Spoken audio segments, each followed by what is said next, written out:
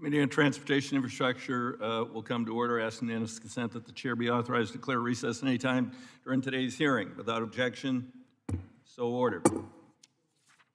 As a reminder, please keep your microphone muted unless speaking. Should I hear inadvertent background noise, I'll request a member please mute their microphone. To insert a document into the record, please email it to documents@mail.house.gov.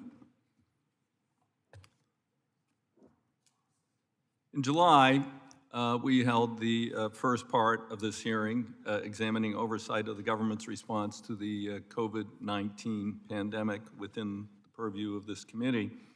Today we'll hear about the impact of the government's COVID-19 relief funding and response efforts have had on transportation sector, its workers, on the ability of states and localities to support their communities with COVID-19 testing and vaccination, and on our nation's economy. Also hear from our witnesses about how these efforts can be improved to be even more effective in the future. The pandemic has had devastating public health consequences for our nation and the world. More than 42 million Americans have been infected, 675,000 have died, and the federal government was called upon to maintain a national scale response to this crisis for an unprecedented period of time. The Federal Emergency Management Agency has led the way in protecting the health and well-being of our communities. They've helped states and local governments establish community vaccination centers, provided relief for COVID testing, delivered tens of millions of N95 masks, surgical gowns, other personal protective equipment. States and local governments now receiving reimbursement from Fema, Federal Emergency Management Agency, for 100% of the costs for the safe opening and operation of schools, hospitals, shelters, transit systems, in addition to prevent the further spread of the virus and protect the health of transportation workers and passengers. President Biden has ordered masks to be worn on transportation modes, including buses, airplanes, ferries, and other forms of transportation. It not only hit the health of our citizens, it obviously directly impacted our economy. Commercial airline demand fell to virtually nothing, affecting revenues for airlines, airports, associated businesses. Today, passenger levels are 25% lower still than before the pandemic and not looking too good in the near term. Transit ridership on buses, subways, and commuter van pools across the country has been decimated. Here in D.C., ridership on Metro Rail decreased 90%. These declines led to devastating economic consequences for local, regional, and state governments, transit agencies, airlines, airports, among many others. Companies operating shuttle buses, private bus charters were not spared. Some were forced to suspend service due to lack of passengers. Some went out of business altogether. It'll take our transportation networks a very long time to recover financially, and they may be forever altered by changing workplace practices. Congress took unprecedented actions to help cushion the economic blow to these transportation sectors. The programs Congress created, the funding it authorized, helped transit and bus operators, airlines, airports, other companies provide paychecks to their employees, essential transportation services to communities across the country. Federal relief funds administered by the Federal Transit Administration allow transit agencies to keep critical service running and avoid layoffs, provide workers and bus riders with COVID-19 protections. In aviation, the payroll support program provided financial assistance to airlines, actually, to their employees, administered by the airlines, manufacturers, and other related businesses for wages, salaries, and benefits. Airports, which also suffered revenue losses, received additional grant assistance from the Federal Aviation Administration for costs such as salaries and debt service. Congress also created the Coronavirus Economic Relief Transportation Services, our CERTS program, so that motor coach, school, and bus passenger vessel companies affected by the pandemic can maintain their payroll and hire back employees who were laid off. These and other pandemic relief programs have helped thousands upon thousands of workers and their families. According to the Bureau of Labor Statistics, so far this year, job growth has averaged nearly 600,000 new jobs each month, although not last month. The economy has also been growing due in part to a boost from pandemic relief spending, with gross domestic product expected to show a substantial increase this year. Governors, mayors, local officials, labor, business, all have applauded the support Congress provided through legislation that stopped the hemorrhaging of the economy. and helped to fight the COVID epidemic. Today we'll hear from witnesses about how the federal government's pandemic assistance has helped transportation workers, emergency managers, nation's economy. Also hope to hear their views on how the federal government can do a better job as it continues to help our country recover from the impacts of COVID-19 pandemic and how it can be better prepared to respond to future disasters. Thank to all our witnesses for being here today.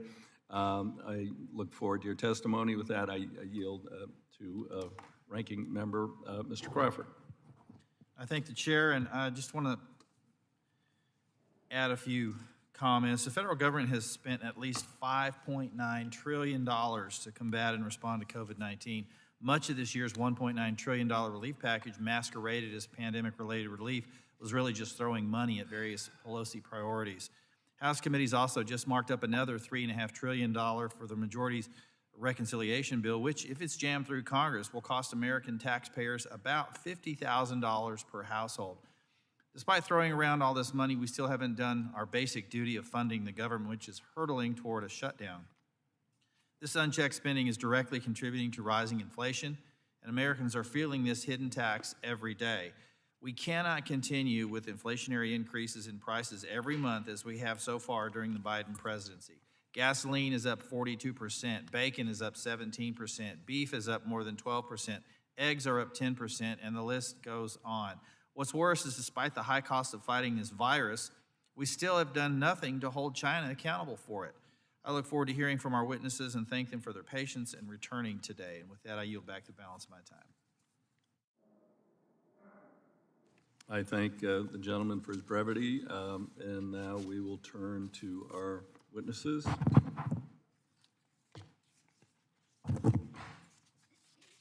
We will have 5 witnesses.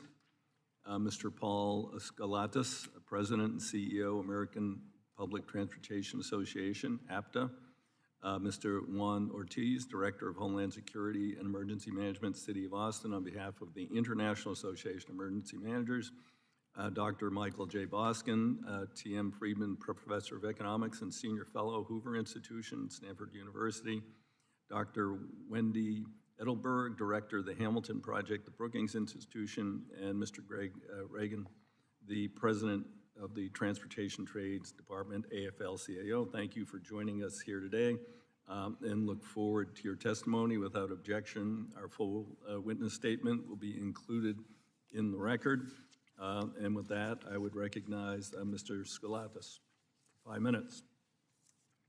Good morning, Chairman DeFazio, Ranking Member Graves, and members of the committee.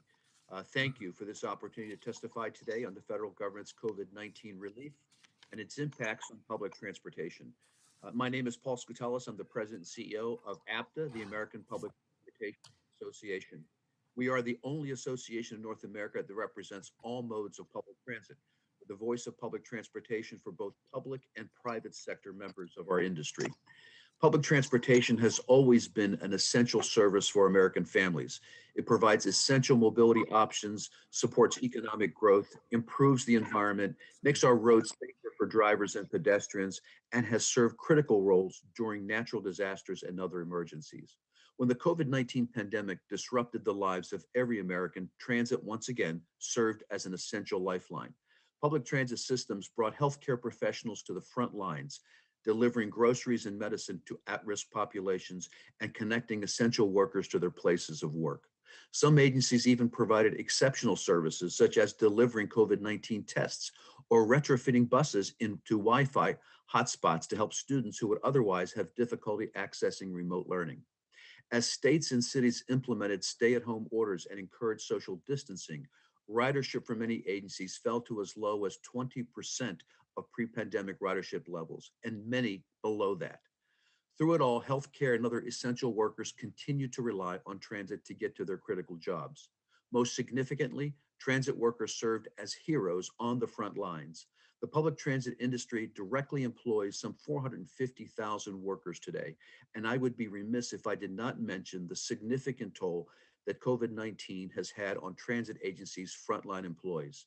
545 transit workers have been lost to COVID. At the same time, the pandemic has devastated transit agency budgets. and we're deeply grateful that Congress recognized transit's essential role by passing emergency legislation to provide significant support for transit operating costs. According to a recent APTA survey, nearly one half of transit agencies stated that the COVID-19 emergency funding helped them avoid a complete shutdown of public transit service. In addition, more than 75% of agencies said that COVID funding helped them avoid layoffs and furloughs. And the agencies today are putting these emergency funds to work. According to the Federal Transit Administration, public transit agencies have obligated 98% of CARES Act funds. More than half of the CRISA funds have been obligated, and more than a quarter of American Rescue Plan funds. There should be no doubt that COVID relief funding is being well spent and has been absolutely critical to the survival of transit service during this public health emergency. Public transit agencies are also helping to combat the pandemic directly. Last spring, APTA created a health and safety commitments program for public transportation agencies to implement in their own communities. The goal was simple: control the spread of COVID-19, keep the riding public and our own workers healthy and safe, and win back public trust. The program consists of 4 commitments to specific practices and policies for both transit agencies and transit users. They include following public health guidelines from official sources, protecting each other by taking appropriate precautions, keeping passengers informed and empowered to choose the safest times and routes to ride, and putting health first by requiring riders and employees to avoid public transit if they've been exposed to COVID-19 and feel ill. More than 200 transit agencies participate in the program, helping to protect millions of people every day, which is leading to increased public confidence. At the same time, public transit agencies have made it a priority to do everything they can to help Americans get vaccinated. Transit agencies have done everything from ensuring that their transit employees had access to vaccines to helping the public get to vaccines by establishing clinics on site or providing free rides to vaccine facilities. The federal emergency funding makes all of that possible. Just as transit agencies have served Americans during this ongoing public health emergency, transit is well poised to be a key driver of building a 21st century transportation system that will address the challenges of our time: economic recovery, equity, climate change, and global competitiveness. As the nation emerges from the pandemic, transit ridership continues to climb each month. About 6 months ago, the ridership levels compared to pre-pandemic were about 41%. 3 months ago, national transit ridership was at 50% of pre-pandemic levels. And today, transit ridership is almost 2/3, about 63% of 2019 levels. We expect increasing transit ridership to continue as Americans return to offices and become more comfortable resuming normal activities in their communities. As we look to the future, we urge Congress to provide the necessary funding to address the $105 billion state of good repair backlog that exists, which is needed to modernize our systems and meet the growing and evolving demands of our communities, large and small, all over the country. APTA strongly supports the Infrastructure Investment and Jobs Act, which makes critical investments in surface transportation, including $107 billion for public transit, Okay, 102 thank you, rail, Mr. Amtrak. Scalatos. If you could summarize very briefly. Sure. Let me conclude with just 3 facts that we always need to keep in mind with regards to transit investment. Every dollar invested in public transit records 5 in economic returns. 50,000 jobs are created for every $1 billion of investment. Thank you, Mr. Chairman, and I look forward to answering any questions that the committee may have. Okay, I thank the gentleman. Mr. Ortiz, you're recognized for 5 minutes. Chair DeFazio, Ranking Member Graves, and members of the committee, thank you for the opportunity to testify at today's hearing. My name is Juan Manuel Ortiz. I serve as the Director of the City of Austin Home Security and Emergency Management Department. I am testifying today on behalf of the International Association of Emergency Managers, as well as the City of Austin. The City of Austin Home Security and Emergency Management is responsible for preparedness, response, recovery, and mitigation for emergencies and disasters, among many other services. In the past 18 months, we have responded to a Category 4 hurricane, a devastating pandemic, a major winter storm that crippled our state's power grid, and many other emergencies. My testimony today will provide examples of constructive comments with the goal of strengthening federal, state, and local emergency management and improving our ability to meet our core mission in protecting our community in emergency situations. Today, I will cover inconsistencies in the application of federal rules and law, the necessity for adequate funding for grant operations, and if time permits, supply chain management. During the COVID-19 pandemic, providing temporary protective shelters for Austin's most vulnerable and at-risk residents proved to be one of our most difficult and most expensive challenges. In the wake of an outbreak at Austin's primary congregate shelter facility, the city took quick action and leased 6 hotels to provide non-congregate protective shelter and isolation facilities for people at high risk of severe disease from COVID-19, including people experiencing homelessness. The city implemented these shelters based on the established rules and guidance from the CDC and Fema, and staff worked closely with Fema Region 6 to establish the non-congregate shelter program in accordance with the policies and guidelines. Regrettably, it became very clear months into the process that although the rules and guidance published by the agencies allow the local expenditures to protect our most vulnerable population, our reimbursement from FEMA for the program was at risk because of the inconsistent enforcement of rules from regional FEMA offices throughout the nation. After pursuing the program for over a year, we have received strong indications from FEMA Region 6 that our reimbursement request for our pandemic non-congregate shelter program may be denied. An adverse FEMA decision on non-congregate shelter reimbursement poses serious risk to public health and our budget. The city of Austin has spent $40 million in non-congregate shelters, and as you can imagine, our frustration has grown with the thought of no reimbursement, as we have learned that expenditures identical to ours are being reimbursed in other FEMA regions. This showcases the inconsistencies in the application of laws across the country. It is critical that FEMA approve pandemic-related non-congregate shelter project applications and other requests uniformly across all 10 FEMA regions. Consistency in the application of policy from FEMA on these decisions is critical to improving efforts to protect our residents. I recognize that I am addressing the authorizing committee and that annual funding decisions are the responsibility of the appropriations committee, but I must include a discussion about our funding, specifically regarding the Emergency Performance Grant, EMPG, the Urban Area Security Initiative, UASI, to improve the federal, state, local partnership and our ability to meet our joint emergency missions. It is essential that Congress increase funding for these core programs. EMPG and UASI are the foundation of the local emergency management efforts. Regrettably, the sequester and the budget austerity that followed the 2011 budget agreement did not spare these core programs, and funding has not kept pace with population growth, inflation, and most importantly, need. Essentially, local governments are being asked to do more with much less. I know that you are all too familiar with what it means for a community to be at the margins of inclusion in UASI. However, Austin has not participated in UASI since Congress reduced funding for the program in fiscal year 2011. Austin should be a UASI participant just as we were 1 decade ago. For metropolitan areas such as ours, the best answer lies not in tweaking the UASI threat risk assessment, but in Congress increasing funding for the program to ensure that many more Americans benefit from UASI. Local emergency management programs are historically understaffed, most consistent of just one person, and are struggling to keep up with the new demand placed upon them with the pandemic. EMPG funding flows to the local communities through the state as a subaward. However, there are no requirements for a state to allocate funds to local communities, and as a result, access to EMPG funding varies from state to state.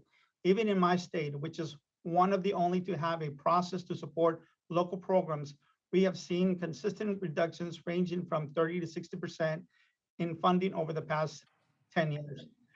As you all know, the benefits of UASI and EMPG are considerable. Communities that are fortunate to participate in the program are not just better prepared, equipped, and trained, but also able to benefit from the regional collaboration and cooperation that the UASI If you could summarize, please, sir. In conclusion, that concludes my testimony. And as I mentioned previously, I am grateful for the opportunity to discuss these issues with you today. My written testimony provides much more detail on these issues as well as others. I am happy to answer any questions you may have for me today. Thank you. Okay, I thank the gentleman, Dr. Boskin.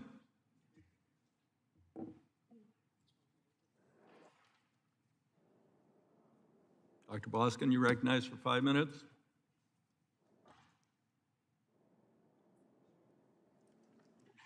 Chairman DeFazio, Ranking Member Graves, other members of the committee, it's a pleasure to be here and speak to you about the macroeconomics of the COVID relief program and prospective new spending. Let me start by saying I support policies to mitigate short-run economic pain caused by a crisis like the COVID-19 pandemic and help spur recovery as long as the long-run cost is reasonable.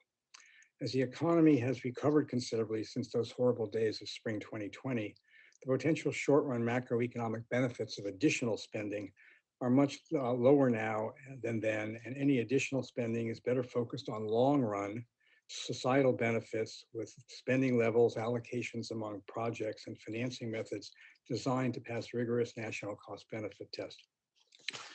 The macroeconomic literature suggests that spending multipliers, quote unquote, are much lower than had been traditionally assumed. The best academic evidence of what the 2009 stimulus bill did had multipliers about 1/3 of what was originally thought by those who analyzed the bill, spending multiplier of about 0.6. But America certainly has infrastructure needs. We need to get good, productive, long-run infrastructure investment. I attached a table in my written testimony that gives some idea of the scope and breadth and depth of America's infrastructure enterprise.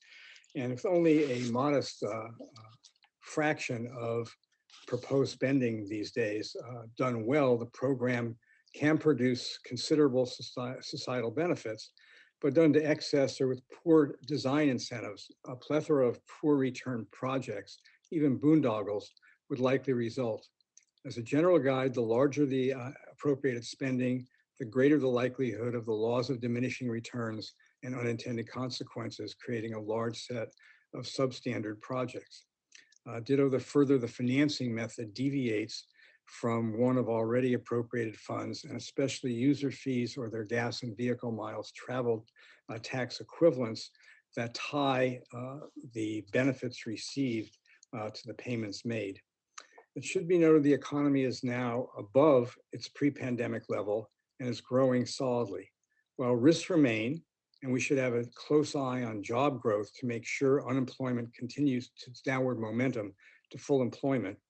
It seems to be perhaps around 2 or 3 percentage points of employment below where it could be. It does not appear likely to need considerable additional short-run stimulus on top of that already provided and in process. Some argue that additional substantial spending would dramatically spur growth and employment. With government borrowing rates low, the argument goes deficit finance amounts to cheap way to increase employment. In fact, existing research suggests that's a misguided conclusion. While infrastructure spending may have made for good short-run stimulus in the 1930s with much higher excess capacity and unemployment and different technologies for public projects, that's not the case today, as Harvard's Ed Glazer has compellingly argued. The best evidence suggests that every dollar of spending would increase GDP about 60 cents, even in a soft economy. Of course, when the dollar is financed with taxes, those have costs too, and that hasn't been emphasized enough. When we raise a dollar in taxes today, or in the future, a present discounted value of a dollar to cover the interest payments on any debt issued, the cost rises with the square of tax rates. If we double the tax rates, the harm from the distortions of decisions to work, save, invest, innovate, hire, et cetera, quadruples.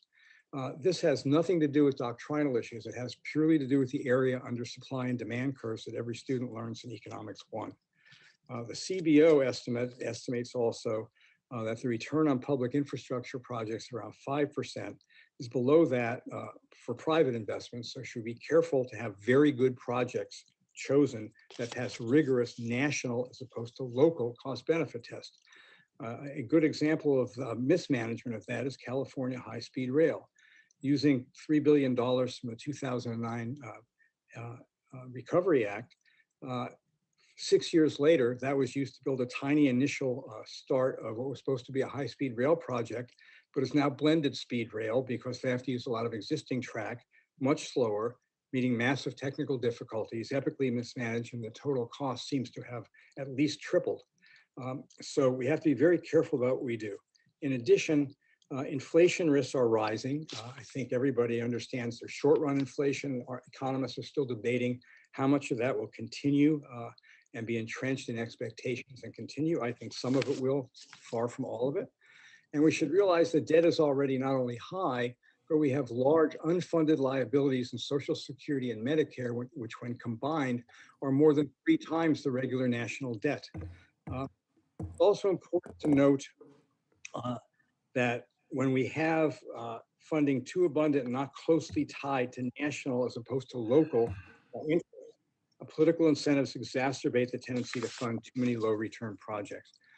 Finally, I would say that infrastructure spending, because it seems to be one area that is subject to bipartisan interest and is likely to be passed at some point, I assume, we need to be careful about doing these projects in a way that adds to long-run productivity. When I'm talking about a national cost benefit test as opposed to something purely internal in a state. All right, Dr. Boston, if you can, if you could summarize, that'd be great. Yeah. Okay, thank you. A good example would be decongesting ports, which have national, international goods flowing through them, good for the whole country. So while I believe that the stimulus and the COVID relief package help cushion the economy and spur recovery, it had limited, modest macroeconomic benefits, but considerable humanitarian justification. And that is the main basis on which it did good. Thank you. Dr. Edelberg, you were recognized for 5 minutes.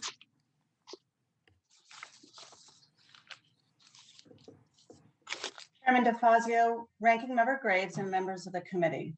My name is Wendy Edelberg, and I am director of the Hamilton Project and a senior fellow at the Brookings Institution. Before coming to Brookings, I was chief economist at the Congressional Budget Office. Thank you for this opportunity to discuss the economic outlook as the committee and the Congress consider significant infrastructure legislation.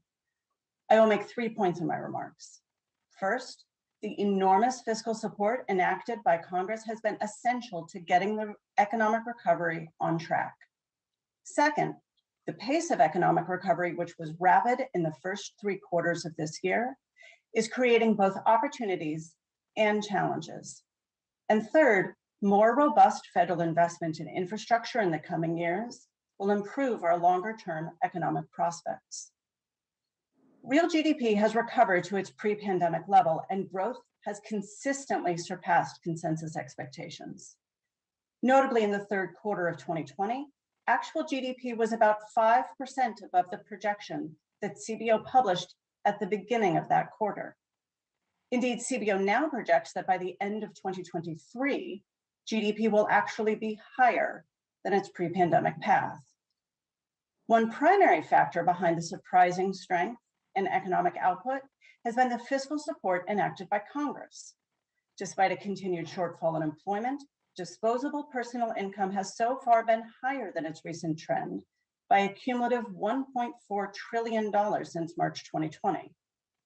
With the ongoing efforts of fiscal support, as well as pent-up demand from consumers for face-to-face services and a sharp increase in asset prices, economic growth is poised to grow roughly 6% in 2021. Of course, the strength of the economy is entirely contingent on the pace of vaccinations and our ability to control the pandemic. It is also contingent on Congress avoiding a crisis that could be triggered by not raising the debt ceiling. Under current law, the boost to DPI from government benefits should fully wane by early next year. As this and other factors boosting household spending dissipate, I expect real GDP growth to slow significantly, being just above 1% in 2023 under current law. This brings me to my second point. Although my baseline projection is for a soft landing, with GDP merely moving sideways for a couple of quarters, there's a risk that the slowdown could be more abrupt and painful. With growth in demand for workers outstripping the growth in supply, we have seen upward pressure on some wages. Wages for those in the bottom 25% of the distribution are up more than 7% from the pre-pandemic level. At the same time, we have seen bottlenecks and supply chain disruptions for a variety of goods that have resulted in sharp increases in some prices, most notably new and used vehicles. With greater inflation, workers' purchasing power is rising much slower than nominal wages. Real wages for the bottom quartile are up 2.5% from the pre-pandemic level. As production has increased and growth in demand abates, I expect inflation to slow overall. Nonetheless, one risk created by the pace of recovery is that certain factors will continue to create inflationary pressure. Thinking beyond the next couple of years brings me to my last point.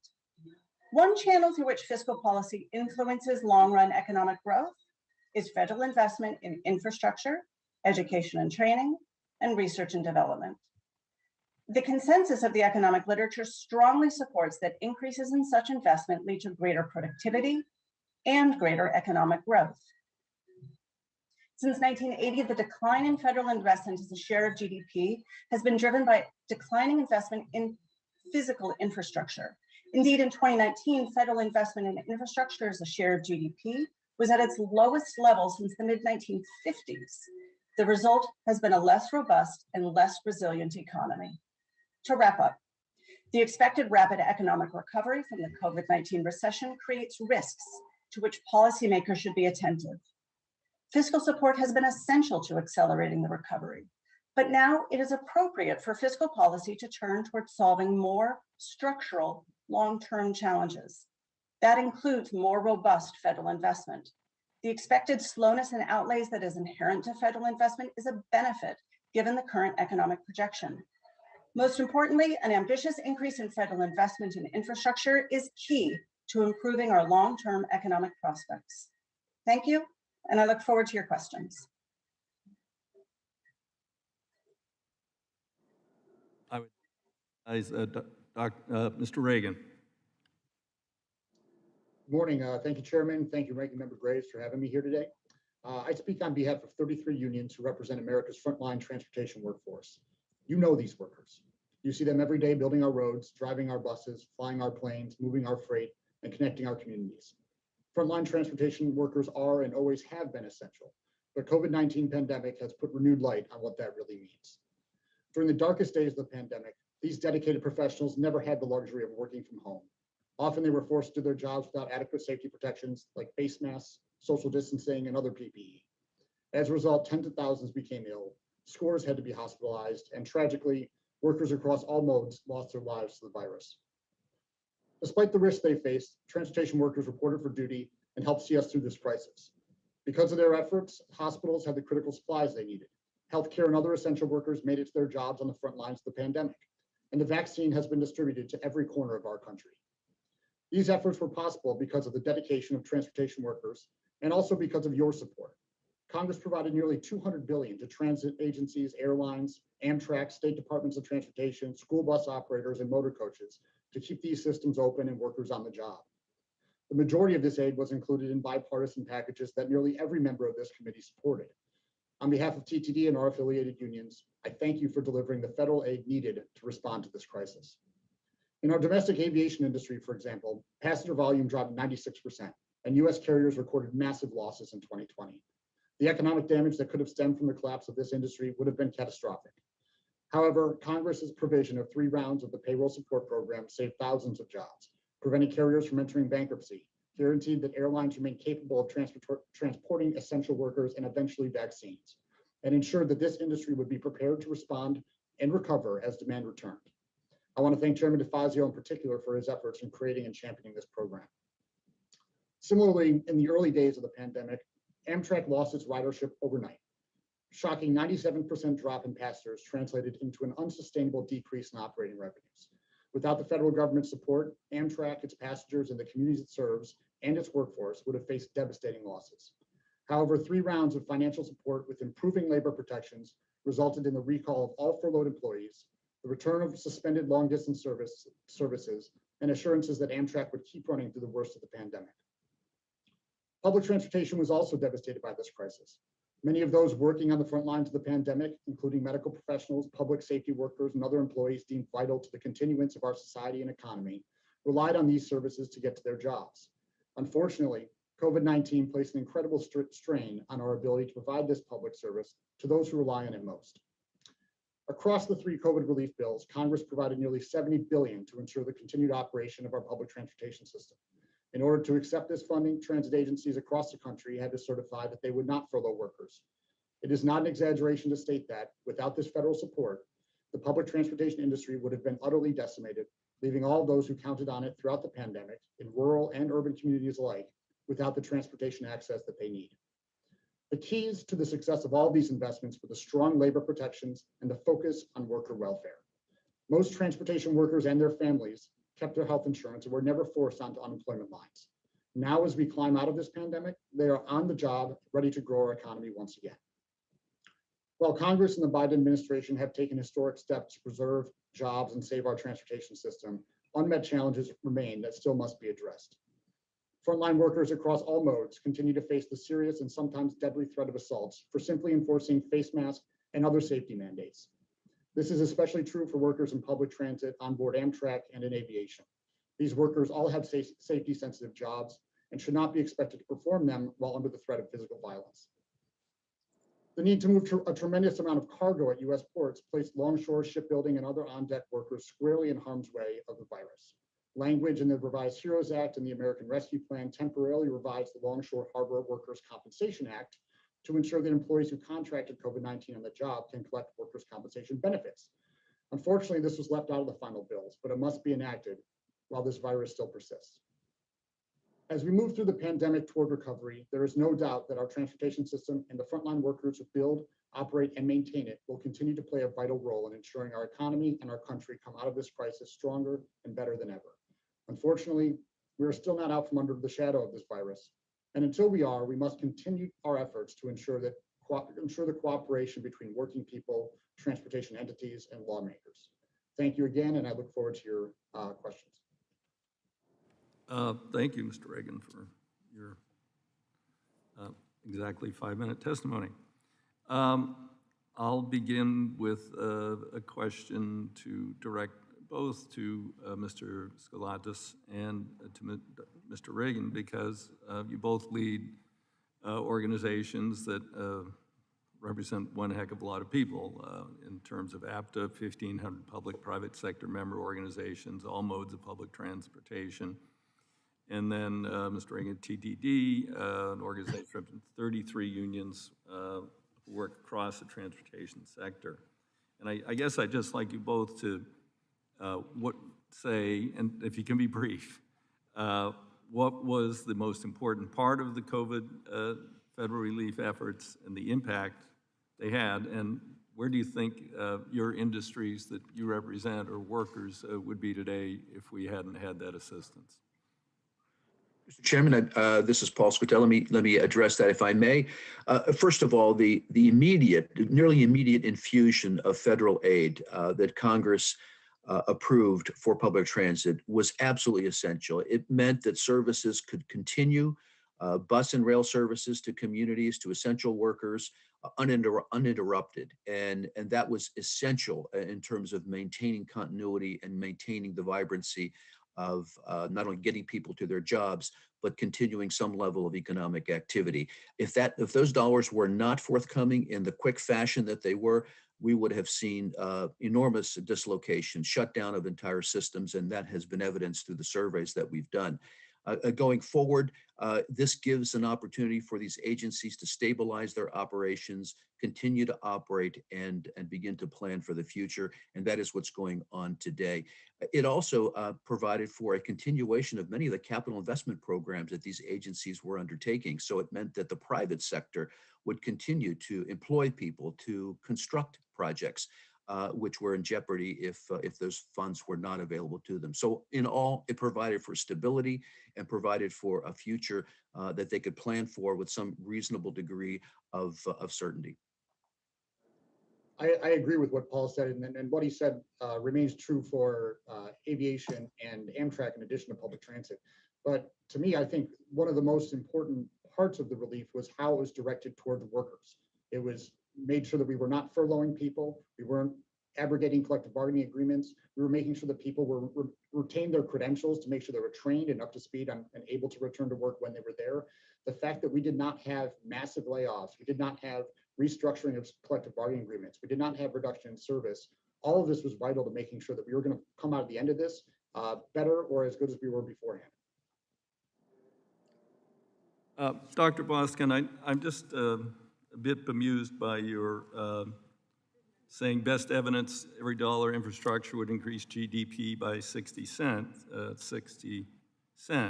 S&P last year did a major report, and they said if we expended $2.1 trillion over 10 years, that the return would be about $2.70 for every dollar invested. The IHS has a study that even has an even higher number than that.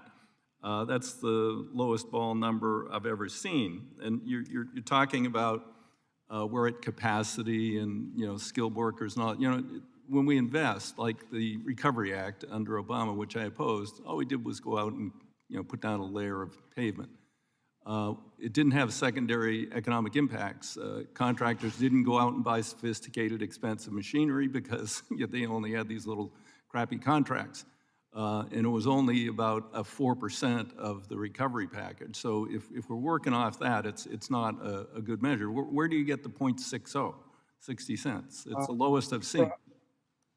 Well, it's actually a consensus of the best macroeconomic evidence.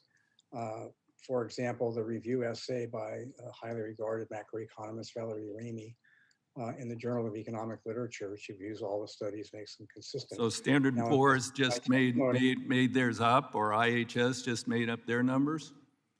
No, I'm not accusing anybody of trying to make up numbers. I think people tend to have their own way they analyze this. I'm trying to report the scholarly research. It is also, as I said in my testimony, likely that the effect of the CARES Act spending and the COVID relief was somewhat higher than this because of the great uncertainty that was created, the size of the short-run collapse, et cetera. As to the long-run benefits, there can be certainly substantial long-run benefits, as I emphasized in my testimony. CBO's estimate of the rate of return on public investment is about 5%, not, as in one of the studies you suggested, a doubling of the value per dollar. Undoubtedly, there are some projects that's true of. There are others like the California high-speed rail, which, if anything, had a Well, negative I will grant you that example, but my time has expired.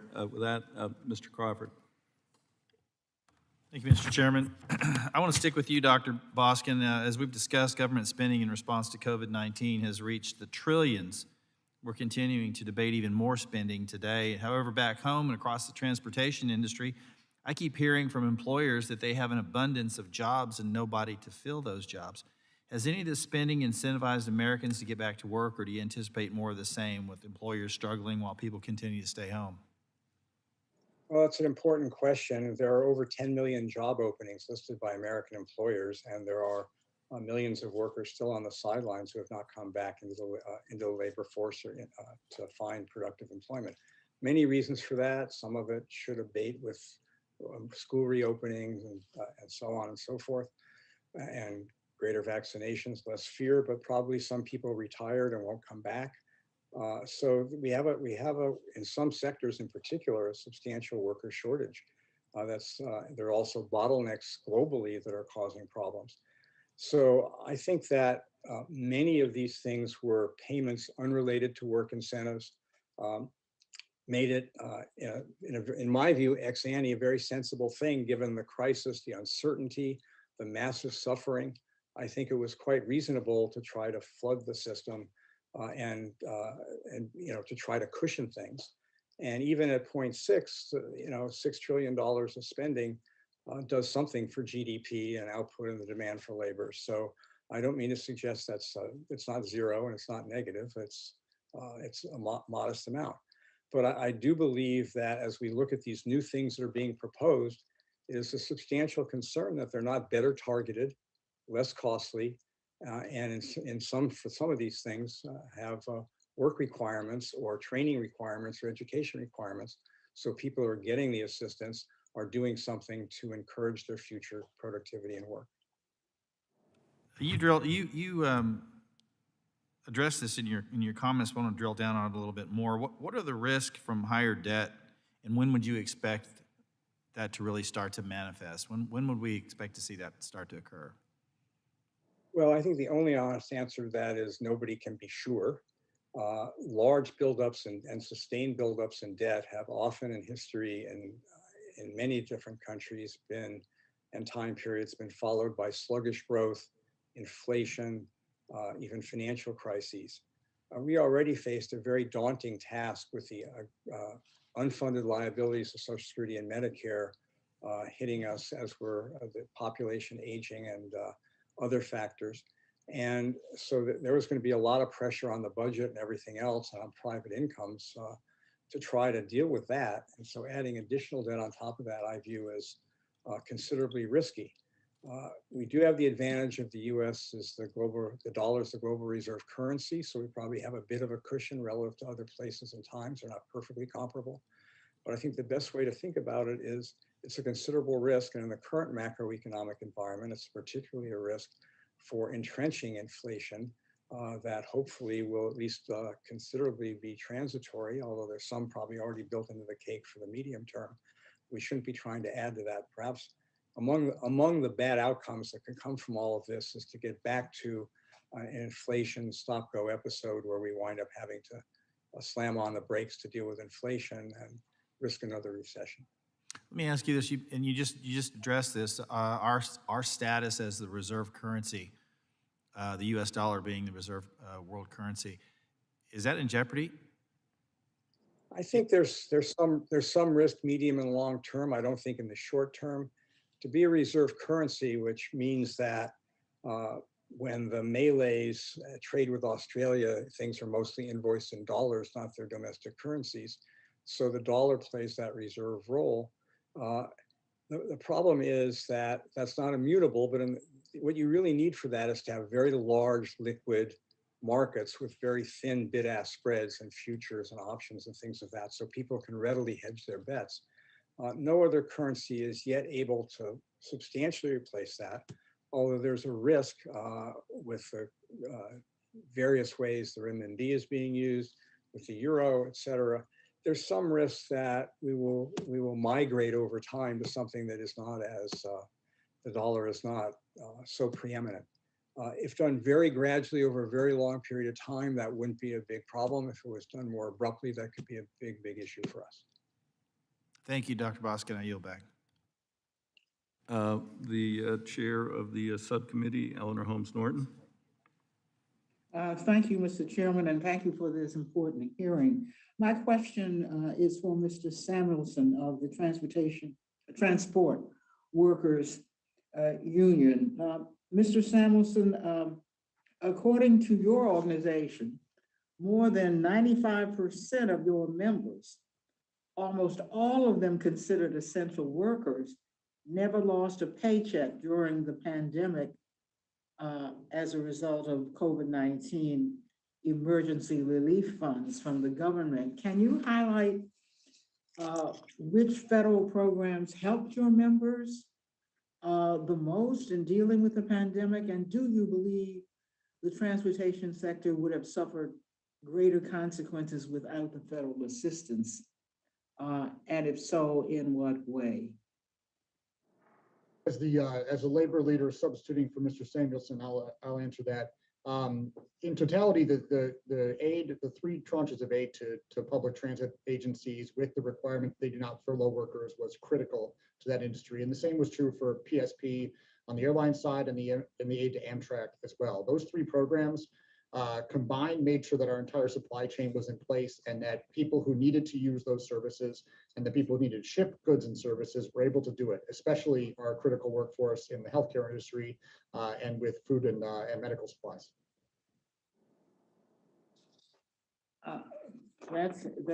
That's certainly important to understand.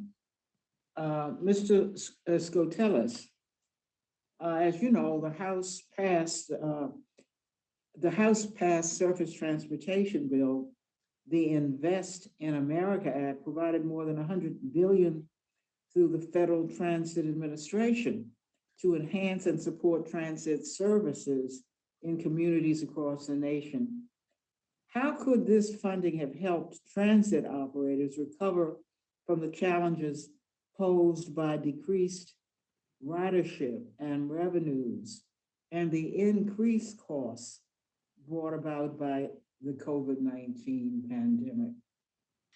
Well, thank you, Congresswoman. Let me just say that we as APTA and our transit industry have been staunch supporters of the Invest in America Act for some of the reasons that you touched on. The level of investment for public transit to upgrade and modernize our transit systems and put them on a stable foundation. You know, the American Society of Civil Engineers and its report card of infrastructure of all modes and of all types, which comes out every few years, gives the public transit industry a D-. That is a reflection of the condition of our public transit infrastructure.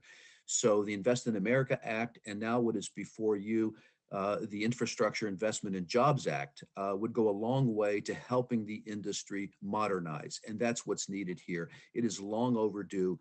The investment levels certainly are at a level that we think begin to make progress. And quite frankly, even at the levels that they're proposed, are not totally adequate in terms of the need that has been documented both by the federal government in terms of the U.S. Department of Transportation studies, but also by independent. GFW 650. Its best features and reliability based on 8 months of our internal service data. At the end,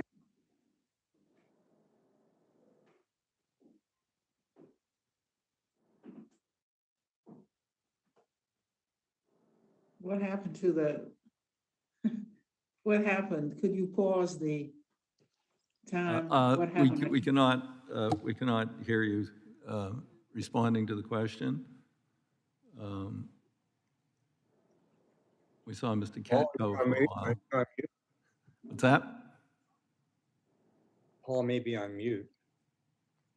I am here. I started to hear one of the representatives speaking, so I stopped. So I don't know. Okay, well, we'll continue. Finish what you were saying. Well, I did conclude simply by Okay. saying that All right. we Okay. support the Investment Act that's before you. Well, can you discuss steps your members plan to take to ensure that they use this funding in the most efficient way possible to get the maximum benefit of these taxpayer dollars? Absolutely. I think our agencies are committed to that. They understand the public nature of what they do, the importance to our communities and cities, and the requirements that they have to deliver those dollars in an efficient way. There's no change from that. That has been a long-standing principle and a way of doing business for the agencies. I'm very confident that you will see that with any additional resources that come for public transit investment. Thank you very much. I think my time has expired by now. Well, you still had 37 seconds, if the gentlelady would yield to me. Yes, I'm glad to leave. Okay. Glad to yield to the chairman. Yep, great. Dr. Boskin, I'd like to ask you a real brief question. We were talking about the dollar as a reserve currency. What would happen if the United States defaulted on its past debts, which is now being threatened on the other side of the aisle? What would that do to our status in the world and the reserve currency status and inflation?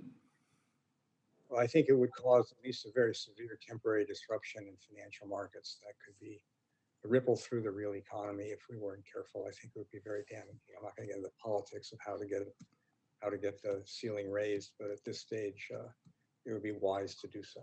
Thank you. Now I'd recognize, Graves. Okay, Garrett Graves. Thank you, Mr. Chairman. Mr. Boskin, appreciate you joining us today. I was looking through some of the Government Accountability Office reports that showed that we had, I think, over $1 trillion, 1 trillion with a T, dollars left in COVID relief from the previous year. In fact, we did legislation as recently as December of last year that provided funds for COVID.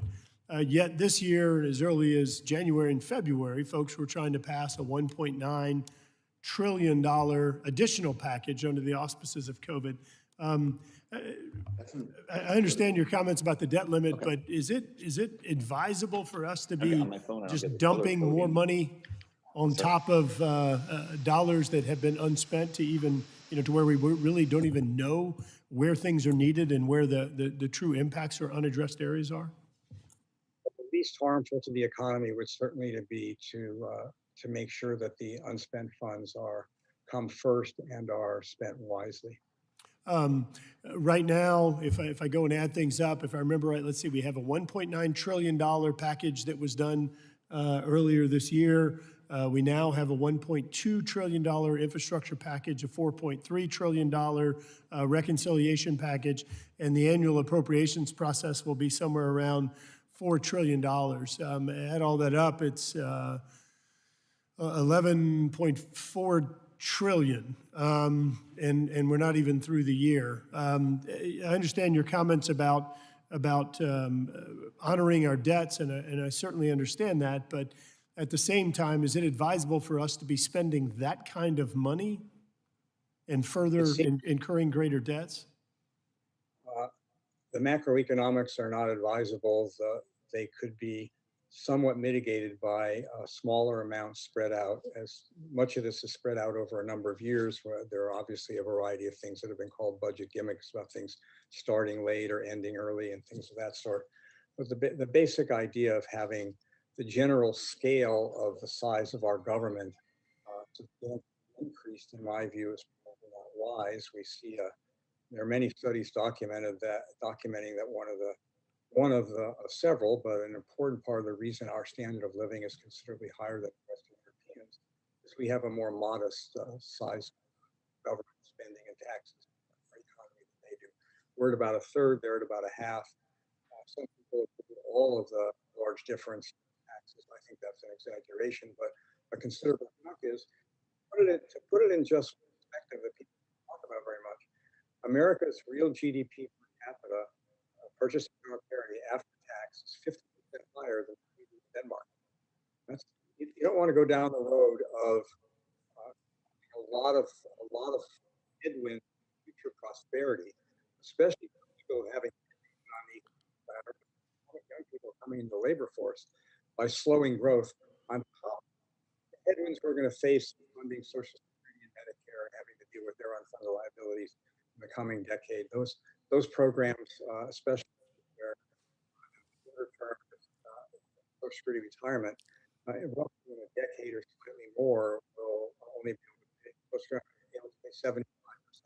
Mr. Boskin, we're having trouble with your audio. I'm gonna go ahead and reclaim my time here and hopefully perhaps get answers for the record. I want to turn to the transit issue. We talked about all this spending of funds. I believe when you add up the COVID funding from last year, you had all the COVID packages, we had $69 billion in transit funding. We have, I think, $90 billion in the reconciliation package, another $10 billion in regular appropriations, comes out to $170 billion. Transit programs have had ridership down 75, 95%. Why are we putting so much money into transit when they're not folks riding it? Yet even in the infrastructure package that's being debated, you only have $110 billion in new money for roads and bridges. If I may, sir, I would argue that all of the money we spent on the relief money was to maintain services, so it was there for the people that need it, and it will be there when we come out of the pandemic. I would argue that we've been dramatically underinvesting in transit for decades now. All you have to look at is that the report cards across all of our transportation networks are averaging a D+ these days. So we really need to do the big investments to make sure that we are able to be competitive as a country, make sure that we have transportation options for everybody, whether it be in transit or rail or roads and bridges, because we support that as well. These are necessary investments that are decades overdue. Well, but why should we put money toward transit and not toward roads and bridges? We're putting money towards both, and that's where the way the Highway Trust Fund has been set up has a split to make sure that both are being supplied based on. My time's expired, but I'll follow up in writing. I have a few more questions on this topic. Thank you, Mr. Chairman. Yield back. Ms. Johnson of Texas is now recognized for 5 minutes.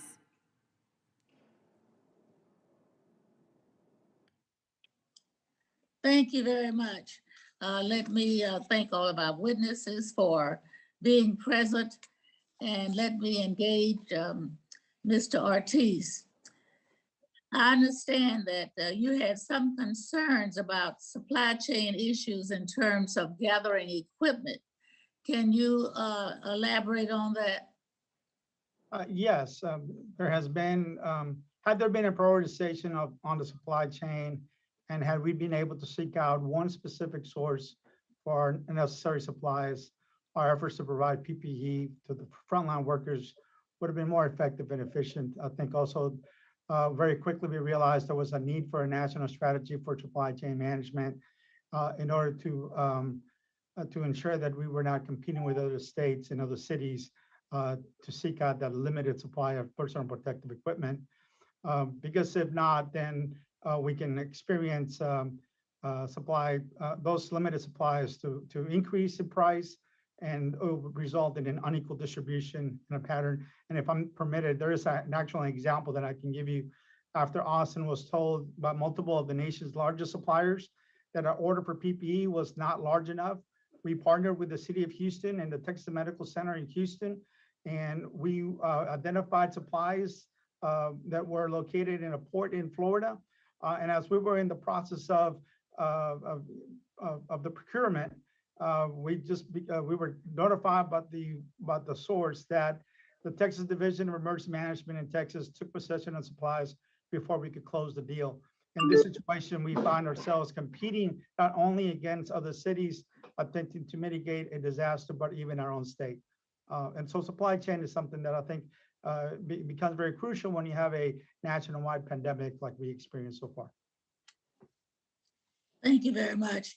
Are there other entities across the United States with similar non-congregate sheltering programs who have had their project applications approved?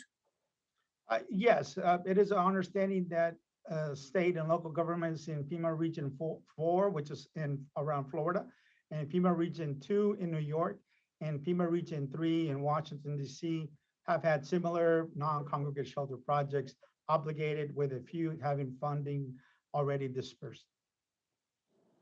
And one last question on that. Can you expand a little on the local emergency management perspective on why FEMA selected so few Texas Bric applications? Yes, within Texas, 468 million in total project funding applications were submitted, but no competitive projects were selected.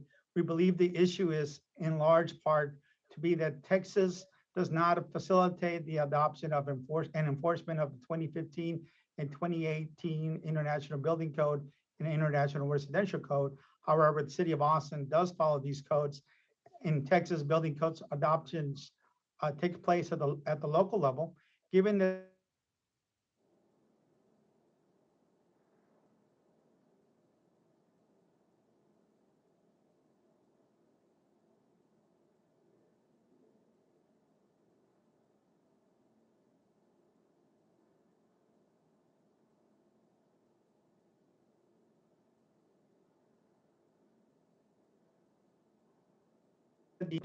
under the BRIC program. To bring this to a larger perspective, all of the 9 states and District of Columbia that received competitive funding had an IBC and IRC 2015 and 2018.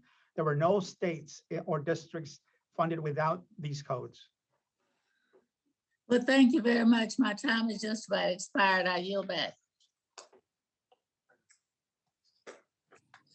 Mr. Weber is now recognized for 5 minutes. City Dallas folks. Yeah. Yeah, I know they're all watching. Yeah, do you need anything? Thank you, I appreciate that. And actually, I'm gonna discuss some of the points. Where's my bio over here, Doug? Did you give it back to me, Mr. Boskin? Mr. Boskin makes a lot of great points in his discussion, and I want to just run through them real quickly and see if there's time for questions. He said, I support policies to mitigate short-term economic pain caused by crises like the pandemic, as long as the run cost is reasonable. Good point. He says in the early days in the detailed evaluations of the economic effects of the several responses to COVID and the main components by independent scholars, he's going to address his comments to the desirability of additional spending, which is what we're discussing here today, and its methods of finance. its methods of finance under consideration. I want to highlight for traditional infrastructure. When I read that sentence that he wrote, I thought traditional infrastructure financing. So does that include terms like social justice?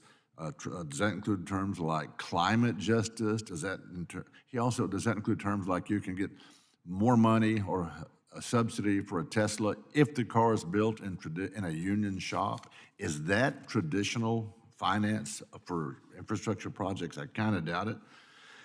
He says he cites much of the research below as evaluations based on the 2009 ARA Act, American Reinvestment Recovery Act, but some focused on other data periods as well. He says that some claim that there is a multi-trillion-dollar infrastructure deficit, and others have long blamed inadequate public investment holding back the U.S. economy. Others argue that a closer analysis shows your infrastructure is much better shape and advocate for improving the allocation of funding. Don't miss that, the allocation of funding over massive new expenditures. And if these expenditures aren't massive, I don't know what is. Well, especially when you've got union jobs in there that they're getting paid for. You got social justice and climate justice. We don't even know what that means. How does that money get allocated? How do we figure out whether it's appropriate or not? He says U.S. infrastructure forums rate our infrastructure as 13th out of 141, behind Singapore and Hong Kong, but ahead of countries like Sweden and Denmark. So in that effort, in my opinion, we're not that bad. He says, but some only of that is appropriately a governmental, and only a part of that is appropriately a federal responsibility.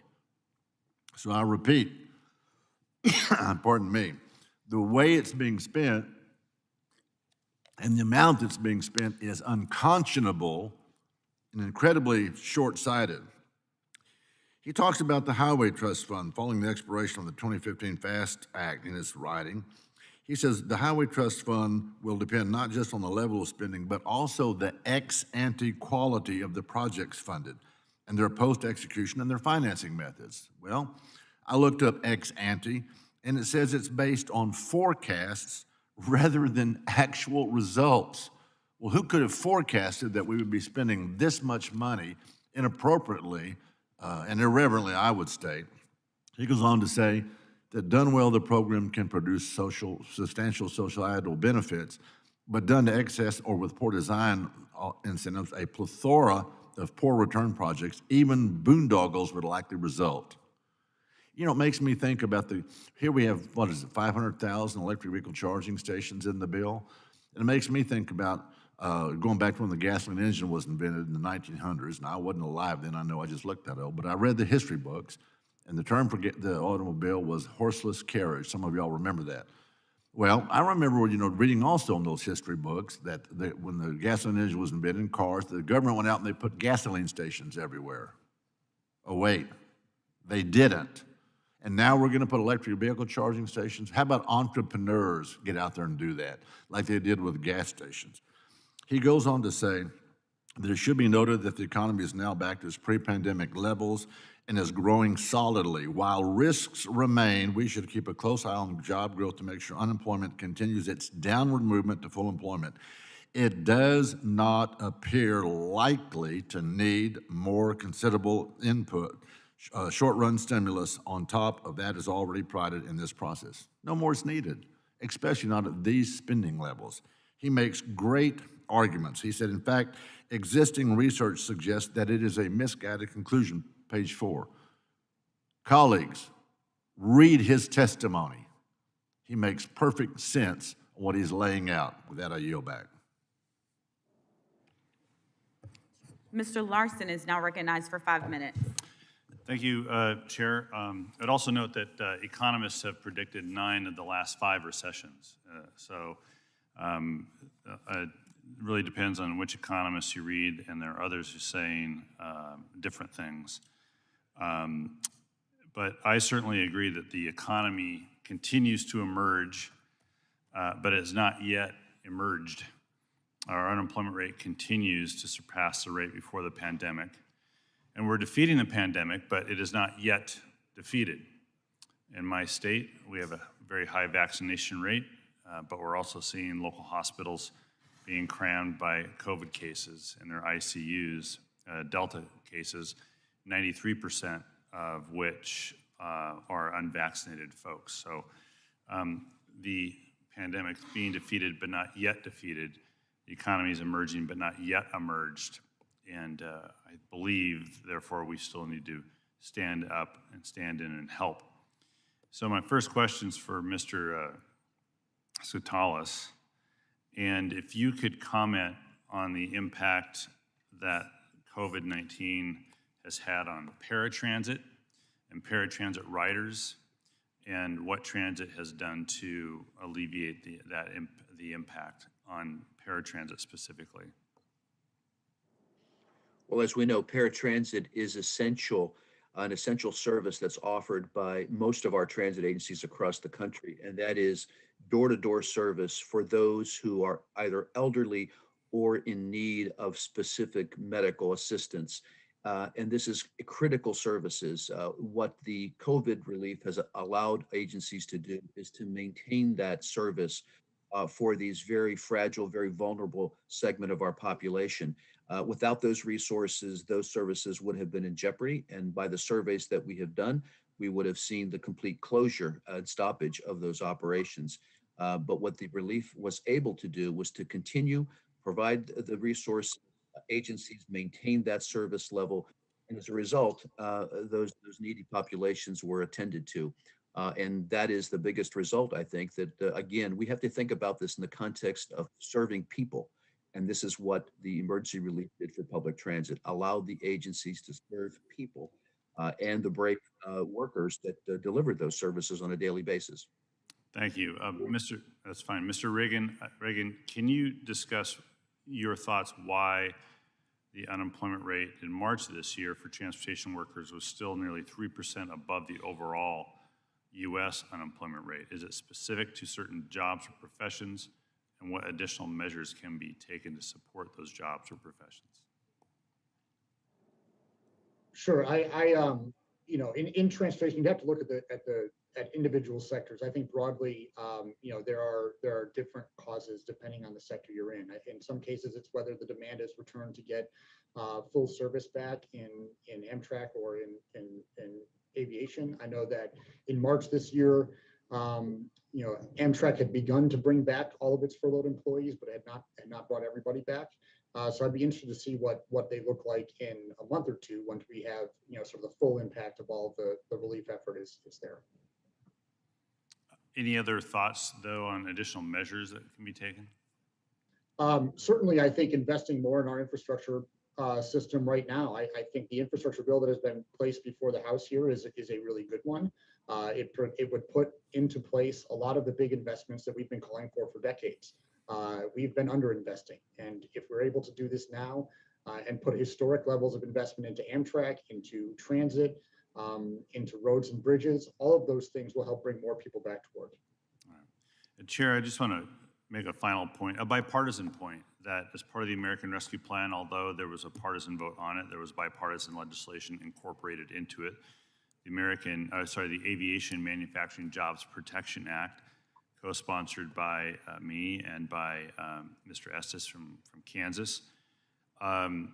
That program utilized $750 million that went to 488 aviation companies, mainly smaller companies, to bring back workers, to protect those workers' jobs, to ensure continuation of the aviation supply chain in an industry that was especially hit hard by the pandemic. And I just want to note that because there was a bipartisan effort to get that bill incorporated into the American Rescue Plan.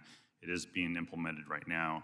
It is working, and I do want to end my comments on that bipartisan note because it does happen around here, despite what we read. With that, I yield back. Mr. LaMalfa is now recognized for 5 minutes. Thank you, Madam Chair. I appreciate the opportunity in this hearing here. Dr. Boskin, I'm interested in some of your earlier comments and answers to questions here on the whole broad picture we're looking at with with federal government spending. Of course, we had 3 previous big COVID packages, part defensible, part maybe not so defensible. More recently, a smaller package passed by Democrats without really any significant Republican input, pushed through the process. But it had a lot of additional spending in it, hundreds of billions in additional spending that were really above what was needed. And so we look at this in context with inflation, and I'm glad we're having that conversation as well. This stimulus bill, let's step back in time too. You talked about in your comments the 2009 ARRA bill that was supposed to be a stimulus at the time, I think, or somewhere around $800 billion. That's back when we weren't quite as comfortable with throwing the word trillion and spending around as we seem to be these days. Shovel-ready projects. Can you comment on the efficacy, the performance of when federal government stimulus dollars just fill up the trough like that, going back to ARRA or more recently? Would you comment on how well that performs and what kind, basically bang for the buck for the taxpayer, and what kind of inflation is there involved just on when there's that much money in the trough and everybody's trying to get their piece? Well, of course, the February 2009 ARRA passed at a time when there was substantial unemployment. Unemployment was rising rapidly. There was great uncertainty about how the economy would recover from that. So when these sorts of things happen, as you indicated in your opening comments, sometimes you need to get something started. It may not be perfect, but I think we can learn from that a variety of things. For one, that the ex post estimates by independent scholars suggest that it costs several $100,000 per job saved or created, as saying. Eventually, President Obama came out and said, I guess there's no such thing as a shovel-ready project.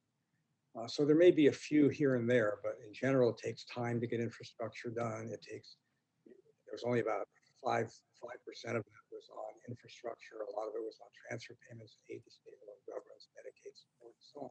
So, Doctor, you might say an immediate jolt on jobs isn't really there because shovel-ready really doesn't exist to any great extent. I think it cushioned the fall some. I think it's fair to say that. But I think it had much less impact than was being projected at the time. The economic advisors were predicting a so-called multiplier of 1.7. Ex post seems to have been about a third of that. No, in California, sir, I'm sorry. In California, right in your backyard, the high-speed rail project was going to blow right through Palo Alto there. And at the time in California, they were touting it as having a million jobs. And soon, finally, we got out of it. It was a million job years. Comment on, is that kind of a poster child for the big promises made by this type of, whether you want to call that infrastructure or in general, stimulus spending? Well, I think as a general matter, spending the money 6 years after the recession isn't going to cushion job loss very much. So that was poor. I think the funds wound up being spent hurriedly to do something that was unnecessary and unwise given subsequent information, but they were spent because otherwise the money would have had to been returned to the federal government under the terms. So I think that's a particularly poor example. There are many other projects that are certainly better than that.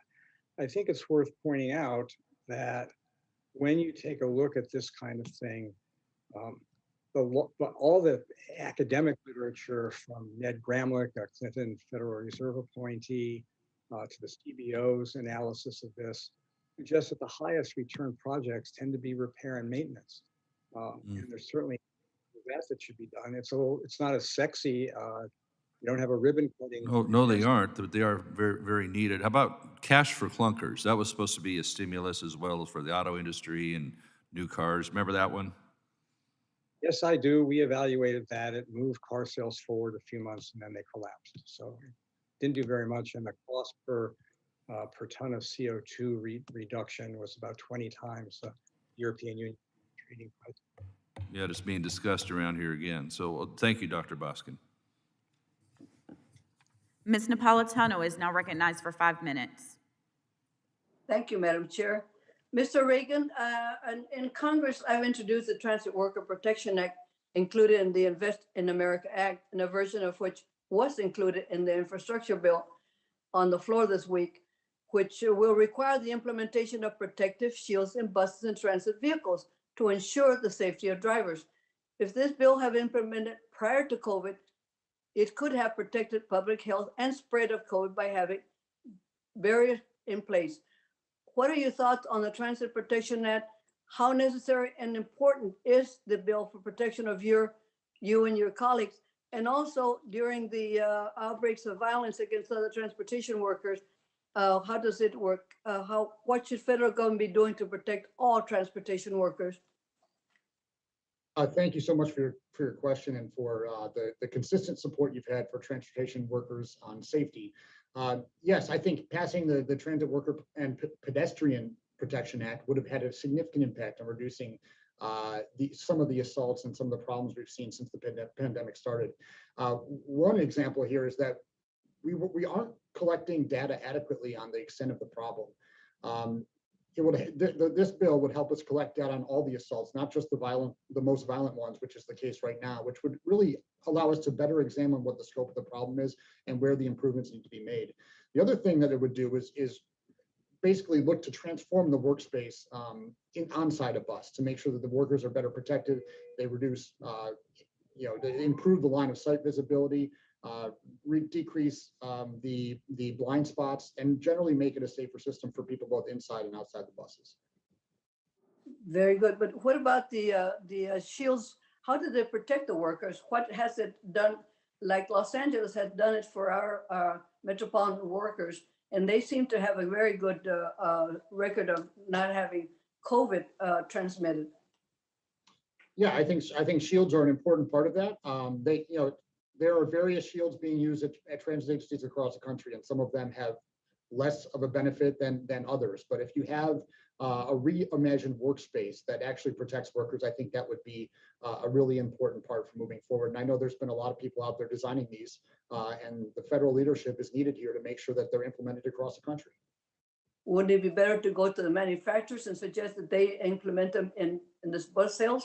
I think a lot of it will be done with the manufacturers, but the agencies who are procuring buses are also going to have to, require certain specifications that are there to protect workers. So ultimately, the manufacturers are going to be responding to the RFPs and responding to the asks from the agencies, from their customers on these issues. Thank you very much, sir. Mr. Ortiz, you state that FEMA all too often recaptures disaster assistance funds under pretext of small violations of arcane procedural rules and regulations, the complexity of which are exacerbated by policy inconsistencies across regions and from year to year. Would you explain a little more about that, and how can we help resolve some of those issues? Yes, I believe the main issue is especially in this pandemic, we have a national disaster that's impacting everybody, and the effort is trying to allow the FEMA regions to use all resources available to respond to the emergency. The problem exists when we start having disparities from different regions and the application of the rules and laws that makes it difficult for the whole country as a whole to be able to recover in an effective and an adequate manner. I see. Well, thank you very much, Madam Chair, and I yield back. Mr. Fitzpatrick is now recognized for 5 minutes. Thank you, Madam Chair. And thanks for everyone on the panel for joining us today. My question is for Mr. Reagan, TTD. Good morning, sir. Please send my regards to President Samuelson. We'll be keeping him in our thoughts today. My question for you, sir, relate to the benefits of transit relief that Congress provided. Transit agencies received a significant amount of federal aid. What would public transit and all those that depend on it look like today if Congress had not provided the amount of aid that we did? And thank you for your kind words about Congress or Mr. Samuelson. To be frank, transit would have been completely decimated. There wouldn't be the workforce in place to support rising demand. We would not have been able to, the rising demand we're seeing now, we would not have been able to sustain operations during the pandemic, especially for those who relied on it to make sure that they were getting to their jobs, whether it be in healthcare or in food service or in grocery stores. So we would have been in a very, very difficult spot. And frankly, if we hadn't had the support in place from the federal government, I think we would have been digging this out for years to try to make sure that to bring our transit system back to where they were before the pandemic. Second question, SEPTA, as you know, in my district and other agencies have continued to invest in electric buses and other types of new capital projects throughout the pandemic. Are there any additional actions that are needed to ensure that our transit workforce is ready for the next generation of technology? This is certainly an area that we know our society is moving to microchips in everything, pretty much. Certainly in the area of transportation. So as we proceed into this next generation of technology like electric buses, are there any additional actions that are needed by us to ensure that our workforce, our transit workforce is ready for the next gen? Yes, there are. Frankly, we've been working, and I say we at TTD and our unions have been working with leadership at TNI as well as that in the Senate Banking Committee to make sure that all the funds that are attached to the low emission or EV vehicles will support workforce development for the next generation of transit vehicles. Historically, we have invested next to nothing in the transit workforce and in transit workforce training.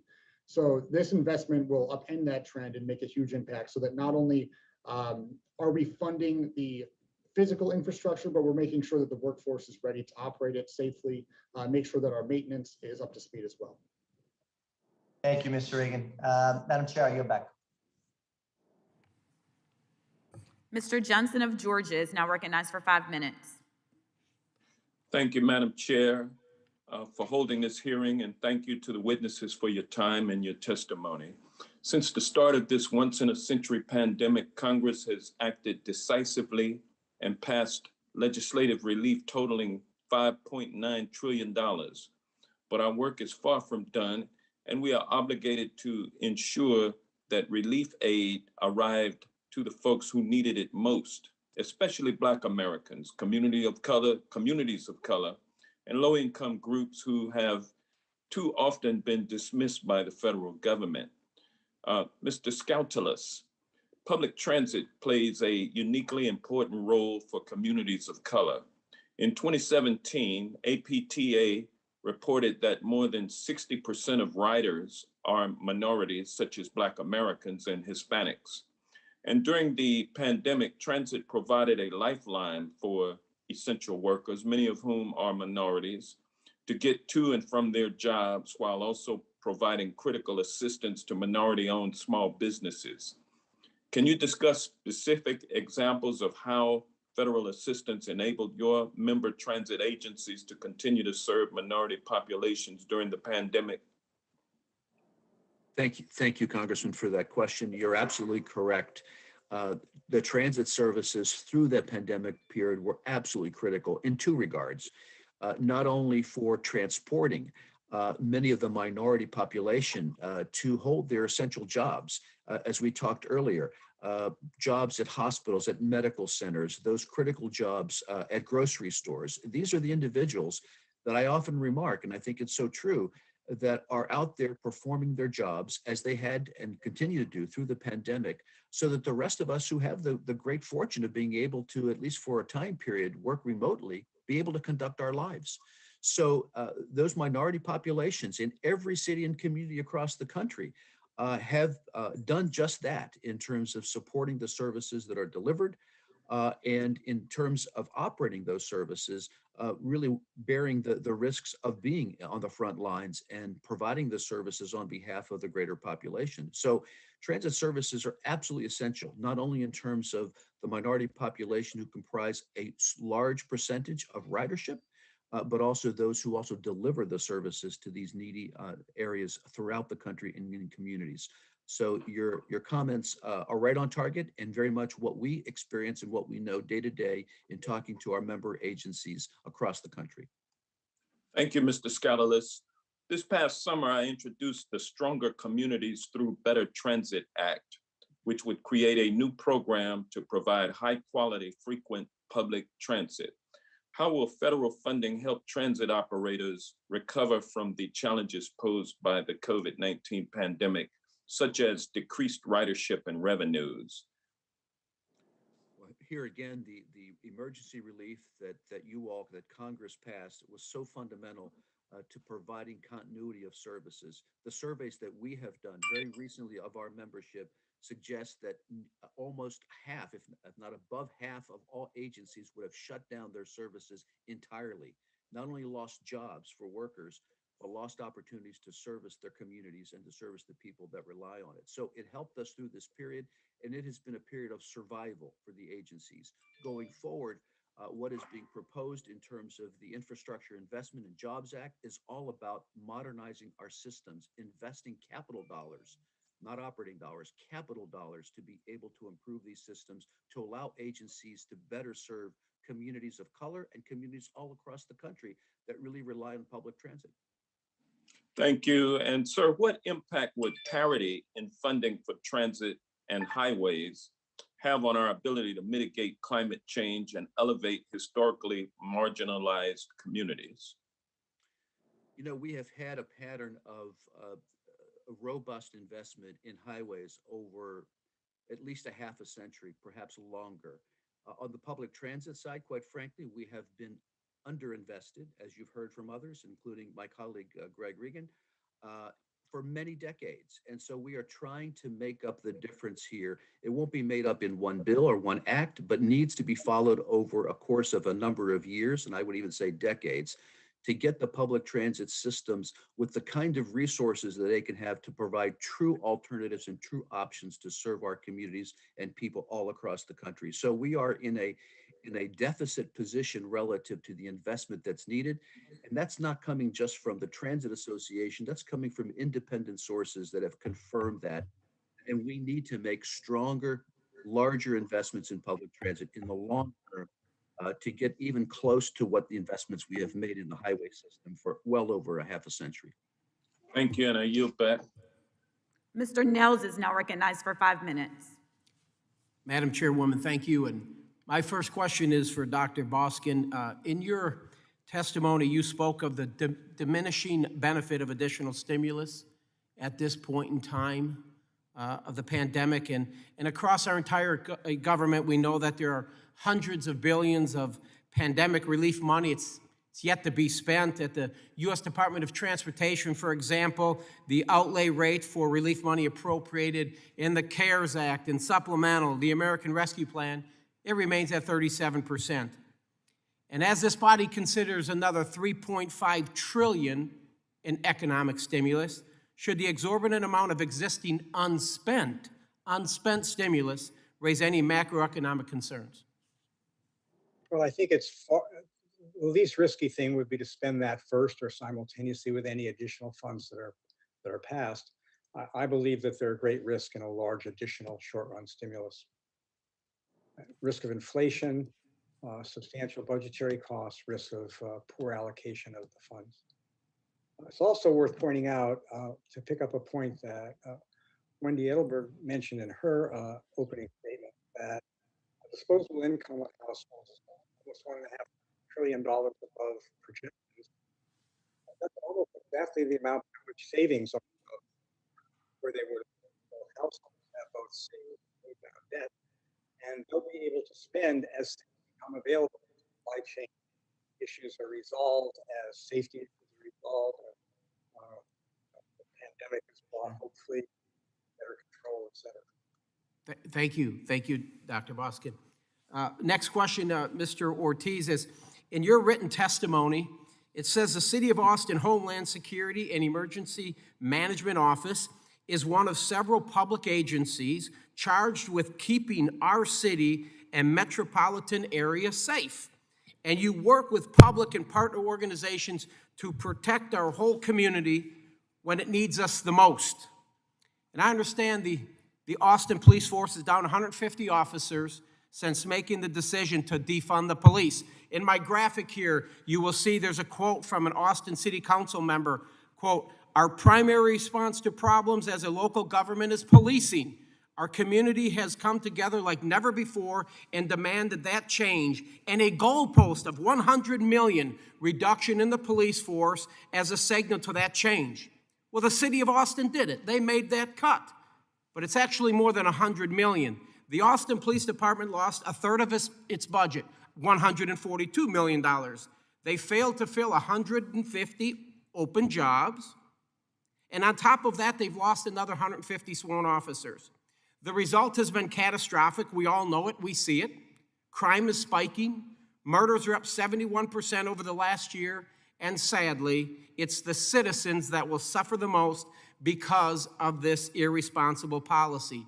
So, Mr. Ortiz, has the dwindling police force in Austin changed your role or increased emergency management duties? Thank you for this question. We have a really good relationship working with all our public safety agencies and departments in the city of Austin. And my understanding is that majority, if not all of that funding has already been restored to the Austin Police Department. And we have a commitment to work with all our agencies, not only within the city, but within the county and our surrounding regions to ensure that our response to future disasters is the most effective and efficient as they can be. Thank you. So as the director, let me get this right, as the director for Homeland Security for the city of Austin, you would like to continue to see the size of your police force reduced? Or would you like to see it go back to where it was before this irresponsible council member and city council made such an irresponsible decision? Like I stated, my understanding is the majority of that funding, if not all, has already been restored to the police department, to the budget process that they have gone through.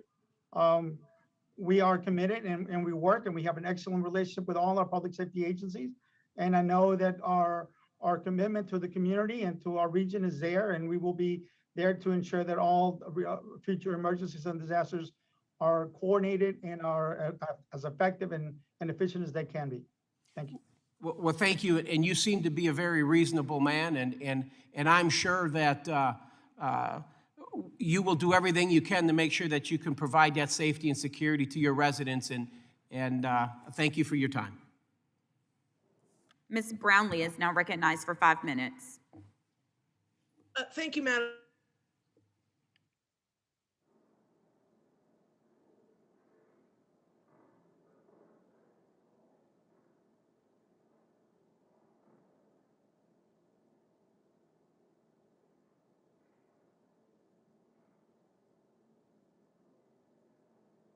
She might be muted. You might be muted, Ms. Brownlee. We can't hear you.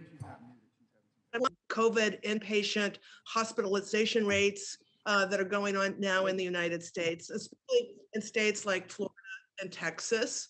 And those states where the politicians are actively working to prevent implementation of common sense public health measures.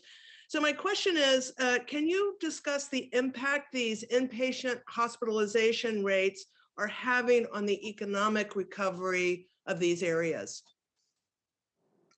Sure.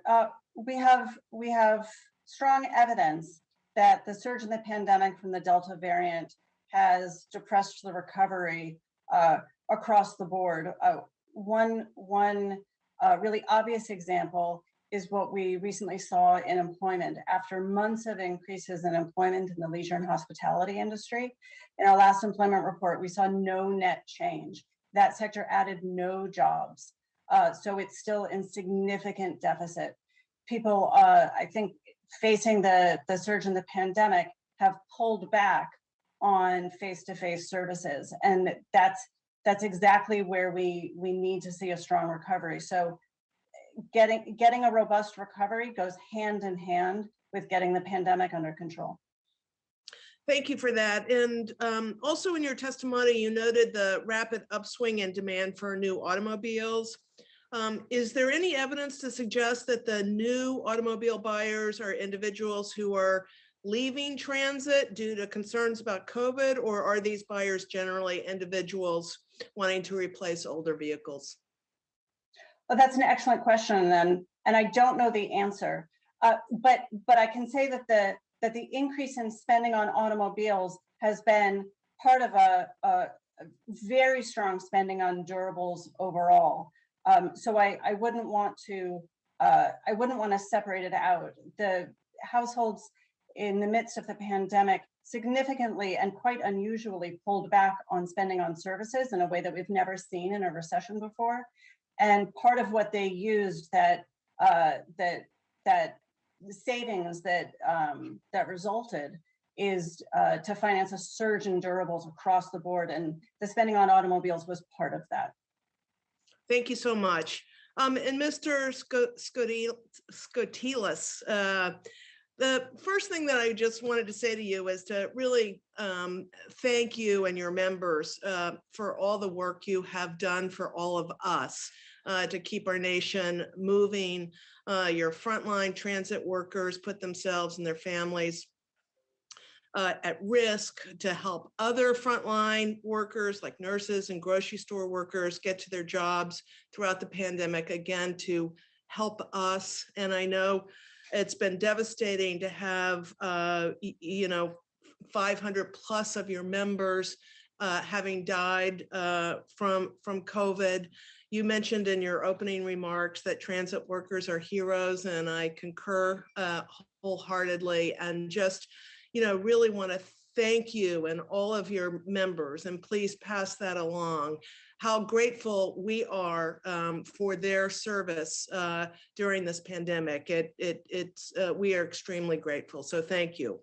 The question I wanted to really ask you too is, just generally, if we were writing a bill tomorrow, what are the top things that Congress needs to do to keep our nation's transit system functioning as the economy now is slowly recovering and ridership is slowly rebounding?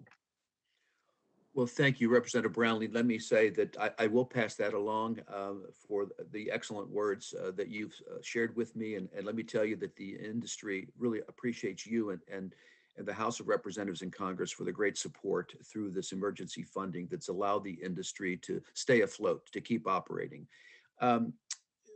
First, let me just say that what is necessary is really contained in the bills that's in front of you. The Infrastructure Investment and Jobs Act, as was the case with the Invest in America's Act, provides some larger funding for public transit that is long overdue. Every accounting of investment that we have made as a country in public transit comes down on the side to say that it's been underinvested. The report that I often like to cite, because it includes all modes of transportation. The member's time has expired. I apologize, sir. I asked a question with little time left, so I apologize, and I yield back, and we can speak offline. Ms. Still is now recognized for 5 minutes.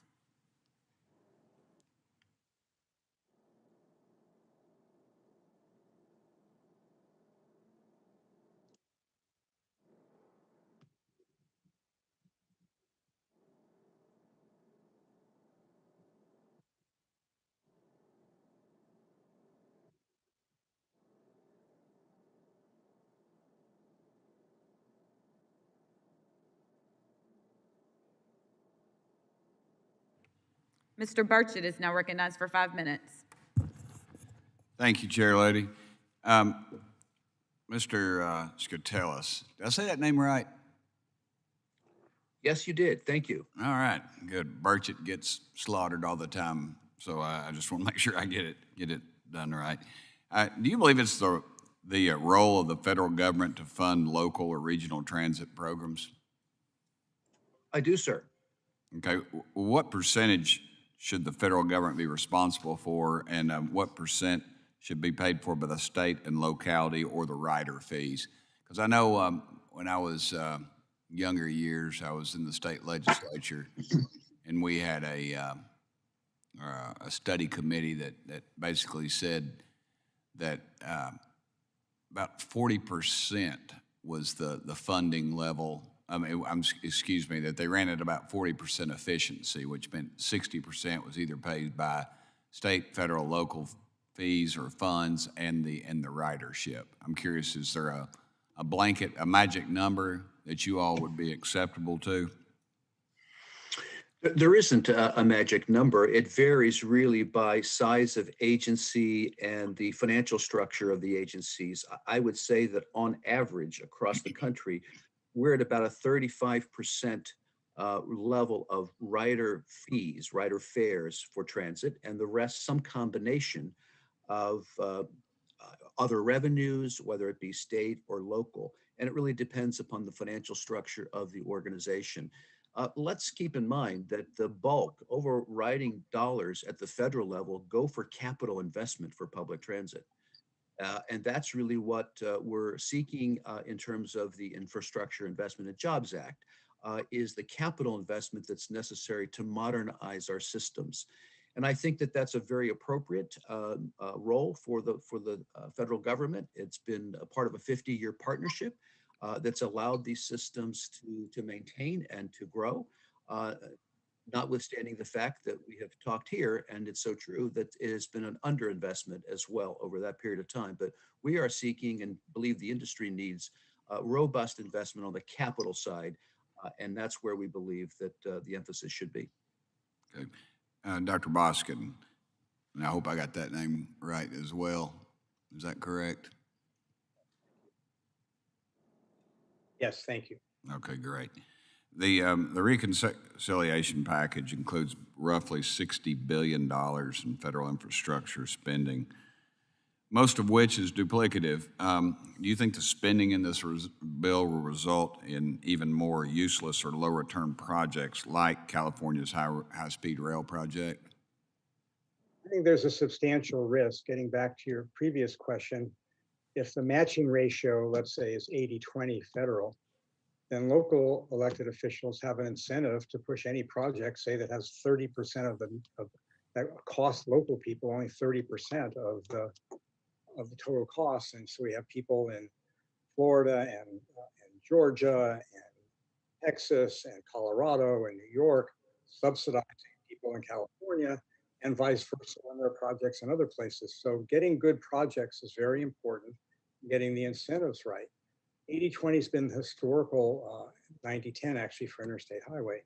It's been historical, but that doesn't mean that that's carved in stone or it's sufficient and every project would make sense for in general to be funding it now or in the future, as opposed to local and state funds being for a larger percentage.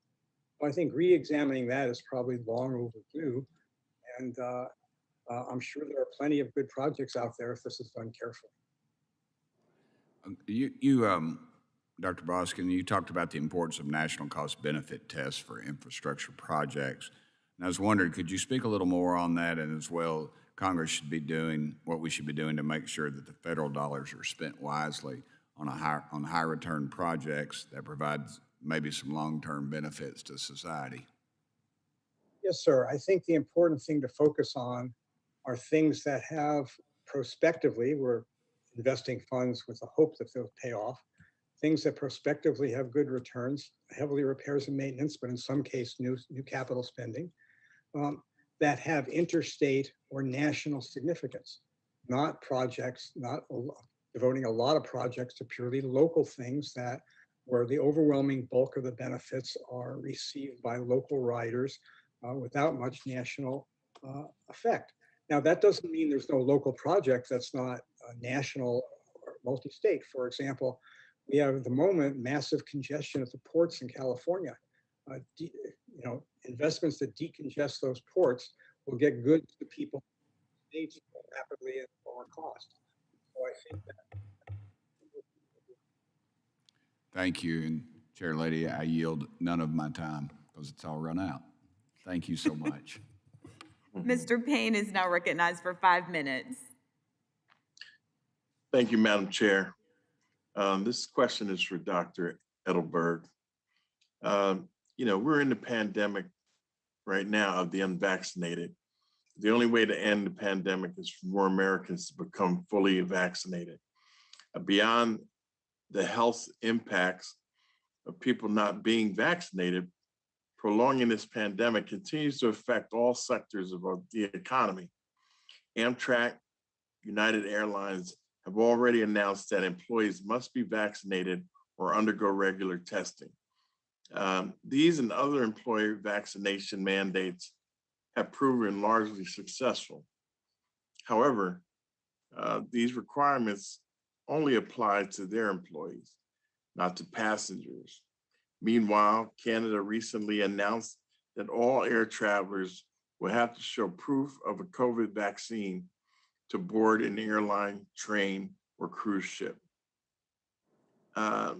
If more transit operators such as railroads or airlines were to adopt vaccine requirements for passengers, would this result in more Americans choosing to get the COVID vaccine? So surely requirements to get vaccinated would result in more Americans indeed becoming vaccinated. One way in which we know that this is mattering is that if the people who you're serving, whether it's in a retail store or as a transit operator, if the people you're serving are not vaccinated, it means you, regardless of your own vaccination status, are at a greater risk by working around those people. And I think that this is one of the reasons why we've seen a frustrating slowness in matching workers with all of these job openings. Our vaccine hesitancy is making it unsafe for people to work in a lot of these in-person jobs. Yes, thank you. Mr. Skoutelis, like my previous question, can you explain the practical benefits? Of increased vaccination rates in transportation operations across the country? Yes, thank you, Congressman. Well, first of all, I know that our transit organizations, by and large, have really stressed to the workforce the need to become vaccinated and have set up on-site vaccination sites, transported people to those sites to greatly encourage that. And it's been with mixed results. I think overall, if you look at the industry, it's probably a vaccination rate across the board that hovers somewhere above 50%, but not terribly higher than that. So there's a long way still to go there. Relative to users of the system, you know, for transit, given that these are open systems, subway systems, buses, it's very, very difficult to be able to enforce that among riders. Certainly to the degree that people protect themselves through a vaccination, through a mask, these are all positives in trying to keep everybody safe, not only the rider, but also the workforce. But I would say we've got a long way yet to do in terms of educating and encouraging people that this is really an imperative for everyone's safety. Thank you. Mr. Reagan, frontline workers, especially those working on trains, planes, and other transit systems, put themselves in harm's way every single day during the pandemic has been ongoing. How would a higher vaccination rate among American public better protect frontline workers? Thank you for your question. Certainly a higher vaccination rate would reduce the risk for everybody, whether you're working in the trains or the planes or on the buses, or whether you're a passenger. I think vaccination is a really important part of getting us through this. And I hope that more and more people understand that as we continue to bring back our economy and as more people get vaccinated, more of the world is going to open back up to all of us. Thank you. And Madam Chair, I yield back 30 seconds. Mr. Perry is now recognized for 5 minutes. Thank you much, Madam Chair. Dr. Boskin, you stated that funding from the 2009 American Recovery and Reinvestment Act increased local construction payrolls by 30 cents on the dollar, but had no real effect on employment, just higher procurement prices. As a result, the government paid 6.2% more on stimulus projects and left about $335 million on the table. That's real money where I come from. How do you think we ensure that future infrastructure investments are actually spent on more projects rather than wasting taxpayer dollars on higher priced work? Well, from the studies I quoted, which are the most detailed academic studies of these things by respected nonpartisan academics, the basic story is if you throw a lot of money in a very short period of time in an area that doesn't have a substantial ability to expand production with new firms or with a big expansion of workers, you can't make many of the unemployed today into tower crane or giant excavator operators overnight, then that's just going to bid up prices and costs. And so the thing is to space it out, do this cost benefit analysis, make sure the sequence of projects doesn't flood a local market where you're not going to be able to get enough employees to actually get the thing done quickly and on time. And of course, there are all the traditional issues in construction, the potential cost overruns. That doesn't just plague the public sector, it's probably worse there. But anybody who's remodeled their house knows that the cost goes up relative to the projected budget all the time. So I think that careful cost benefit analysis, a serious analysis by the DOT, whoever's overseeing this, to make sure that these are individual projects that make sense and they're not all crowded in one period of time in one or a few places. That they respect the fact that supply of workers and firms very quickly and doing these large public infrastructure projects. Hey, Dr. Boskin, if you could stay closer to your mic there, you kind of cut in and out. I'm going to truncate Sorry. some. Yeah, I'm going to move on because you talked about, I think, with Mr. Burchett, inherently parochial projects regarding modes of transportation that are politically popular with some of my colleagues, but really have been largely rejected by the American people in the marketplace. And specifically, I'm referring to the massive proposed increase in spending on transit and Amtrak, despite the minuscule amount of total passenger trip those modes represent and the uncertainty surrounding future ridership levels. In that vein, what are the long-term economic consequences of misallocating significant amounts of federal resources to said parochial projects based on political calculations rather than on actual demonstrated demand? Well, that could be a serious misallocation of resources. Funds would be wasted, costs could be driven up. You miss the opportunity to do other projects that are higher return, or spend the money on other high priority public and private needs. And if I might ask, what do you think the risks are for providing a one-time infusion of stimulus as we're kind of staring down the barrel of right now in many places, funding for capital projects and system expansion, especially regarding transit, to places like Amtrak or transit agencies that really can't even maintain their current systems? I think there's a balancing act between dealing with agencies and sectors of the economy that were particularly hard hit, that were heavily disrupted, where we had to provide a safety net to keep them from total collapse, and potentially wasting money or assuming that they're all going to come back to exactly where they were before and then grow happily thereafter. I think you have to do a detailed analysis, and certainly patterns will shift. For example, in California, work from home has become, and hybrid situations where people go to the office 1 or 2 days a week have become much more common. And many of the technology firms are making that permanent, not just temporary. So I think when you look at what the demand is going to be, you have to do that seriously and not just based on fanciful numbers. Hey, just one last question in the remaining time. Do you think that the bipartisan infrastructure bill that we're potentially voting on today on the proposed reconciliation package make the reforms necessary to ensure federal infrastructure investments actually produce a return to the taxpayer? I mean, based on what you read about it or heard about it.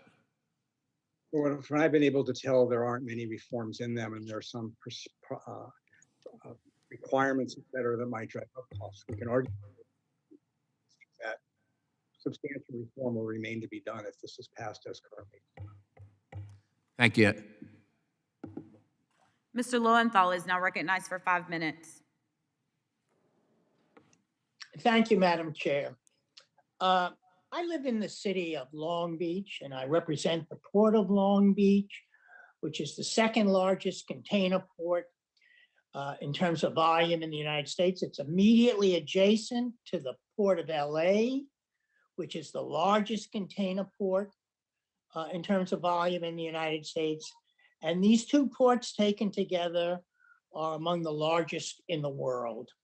I'd like to preface my statement by saying the ports of LA and Long Beach are highly efficient.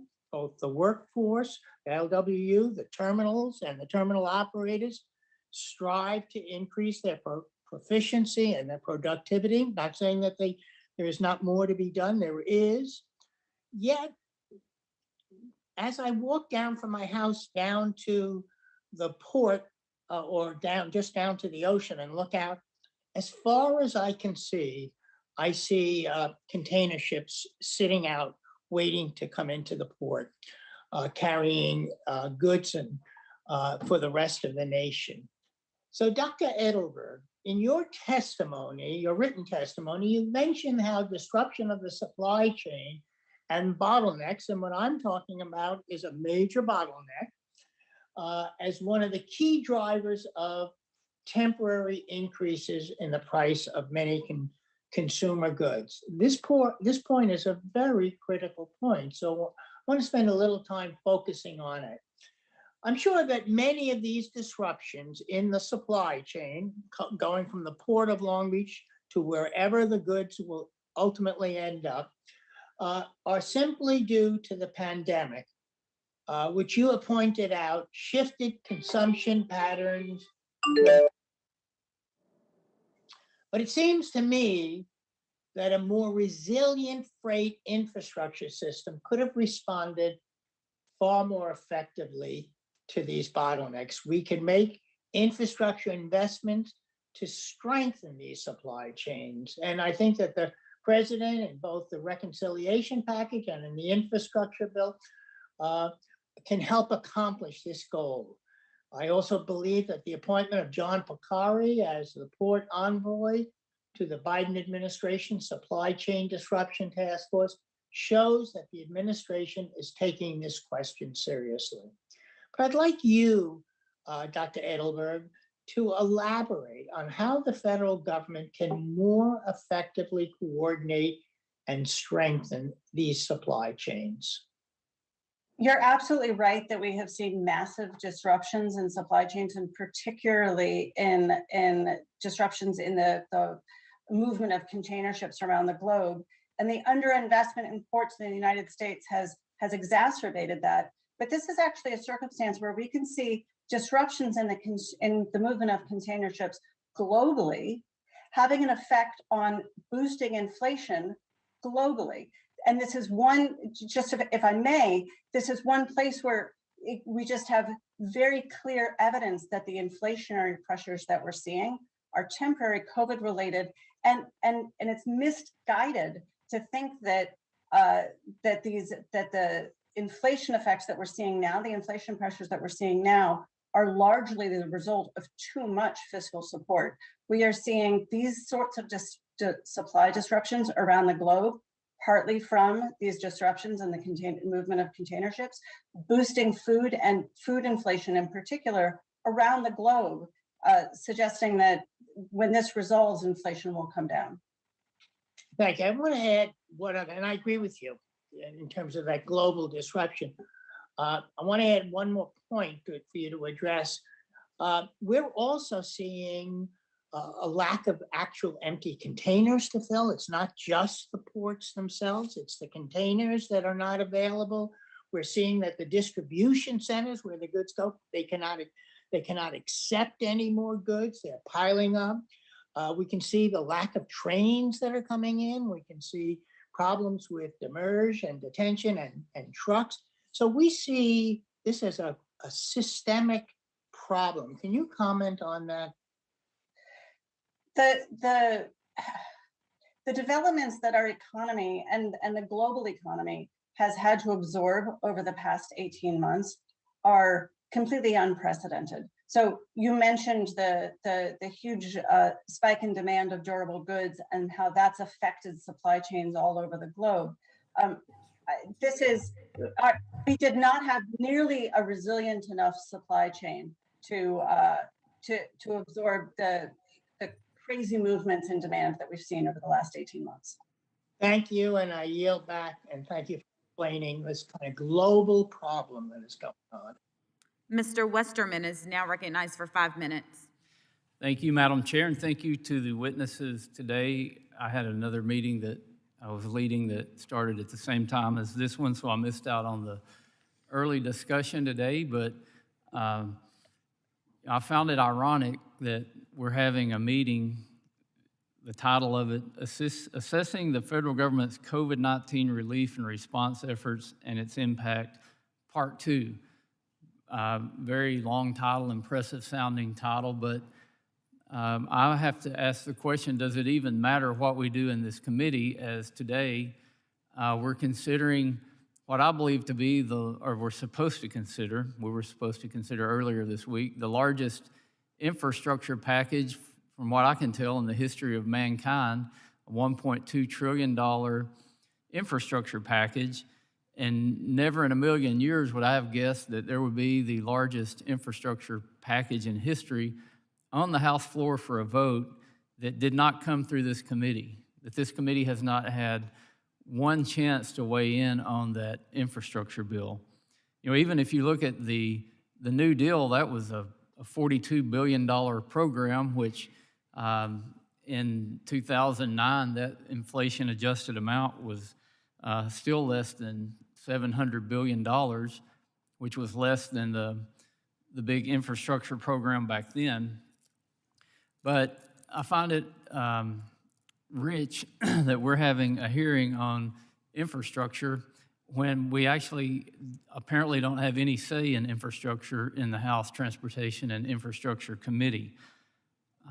I would just like to ask the panelists if they think it's more beneficial or less beneficial if on a massive infrastructure package, if we actually go through the committee process and pass a House bill and then go to conference. Do you think that's a wiser use of American taxpayer dollars, or should we just allow the Senate to write every infrastructure bill and maybe even disband this committee since it apparently has no impact or influence in the process? I'll open that up to anybody that wants to answer it. Well, I'll go first. When I was chairman of the Council of Economic Advisors for President George H.W. Bush, I worked closely with this committee, its analog in the Senate, particularly Senator Moynihan, on what eventually became ICE-T.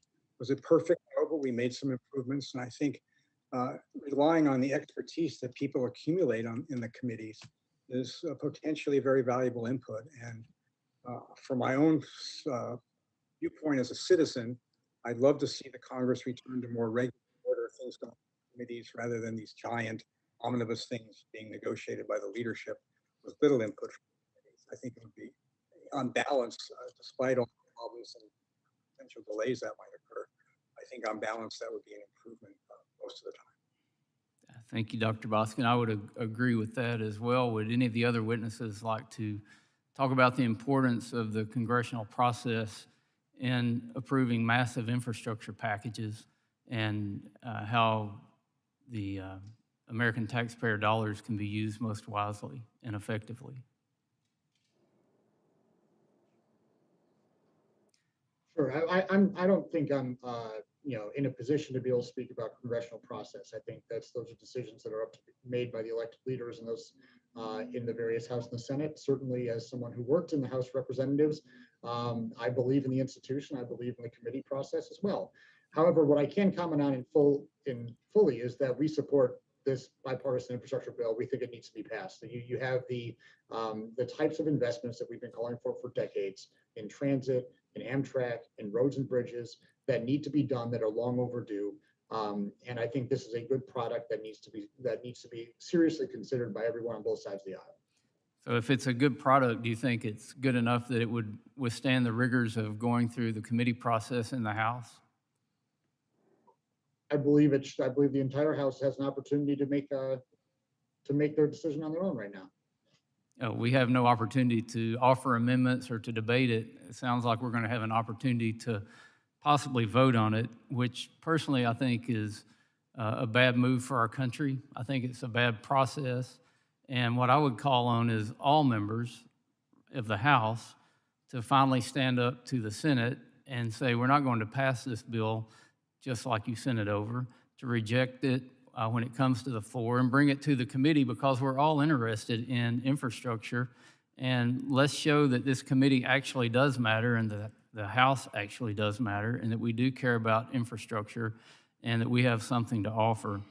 And with that, I yield back, Madam Chair. Mr. Carbajal is now recognized for 5 minutes. Thank you, Madam Chair.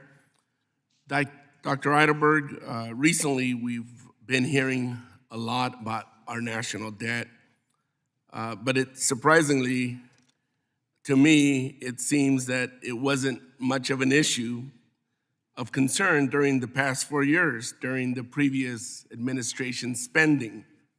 There seems to be selective concern and situational about when we're concerned about the growing national debt. To his credit, Dr. Boskin has acknowledged that, quote, under President Donald Trump, federal deficits and debt remain massive by prosperous peacetime standards, unquote. As we know, before the COVID-19 pandemic, President Trump signed tax cuts into law that grew the national debt by trillions, while largely benefiting the wealthiest in our country. From an economic perspective, can you discuss how good a return on investment we got on those tax cuts? Would we be better off and get a better return on that investment if we repealed some of those massive tax cuts to the wealthy to pay for the needed investments in infrastructure, lift children out of poverty, and help most working middle-class families get their fair share? So there's a lot there, and let me take it in a few different points. So first, let me say, with regards to the current state of federal debt and the trajectory of federal debt, one of the places where we have the clearest signal of whether or not we have an urgent problem to solve is financial markets. Financial markets appear to be entirely unperturbed by the level of federal debt. Interest rates are at remarkable lows, and expectations for interest rates going forward look like they're going to rise to more normal levels, but not into levels that should create concern. So we should think of our federal debt problem as a very long-term problem that we need to address. These are long-term factors that will eventually create unsustainable upward pressure on our federal debt, but this is not a problem that we need to urgently face today. And for that, we need to look no further than financial markets.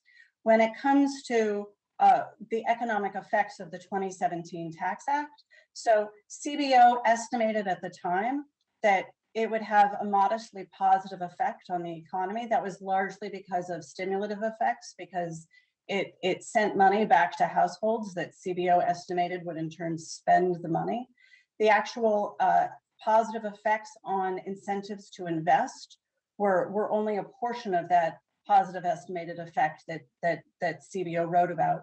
And indeed, it looks like that's basically what we've seen for the last few years, a muted but positive effect on investment as a result of the 2017 Tax Act.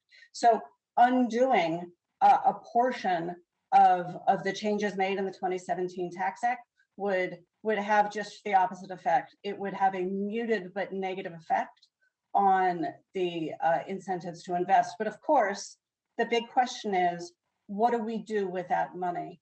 And if in turn we choose to take that money and invest it in children, invest it in infrastructure, invest it in the long-term resiliency of our economy, that's a choice that we can make as a society, and I think it makes us stronger.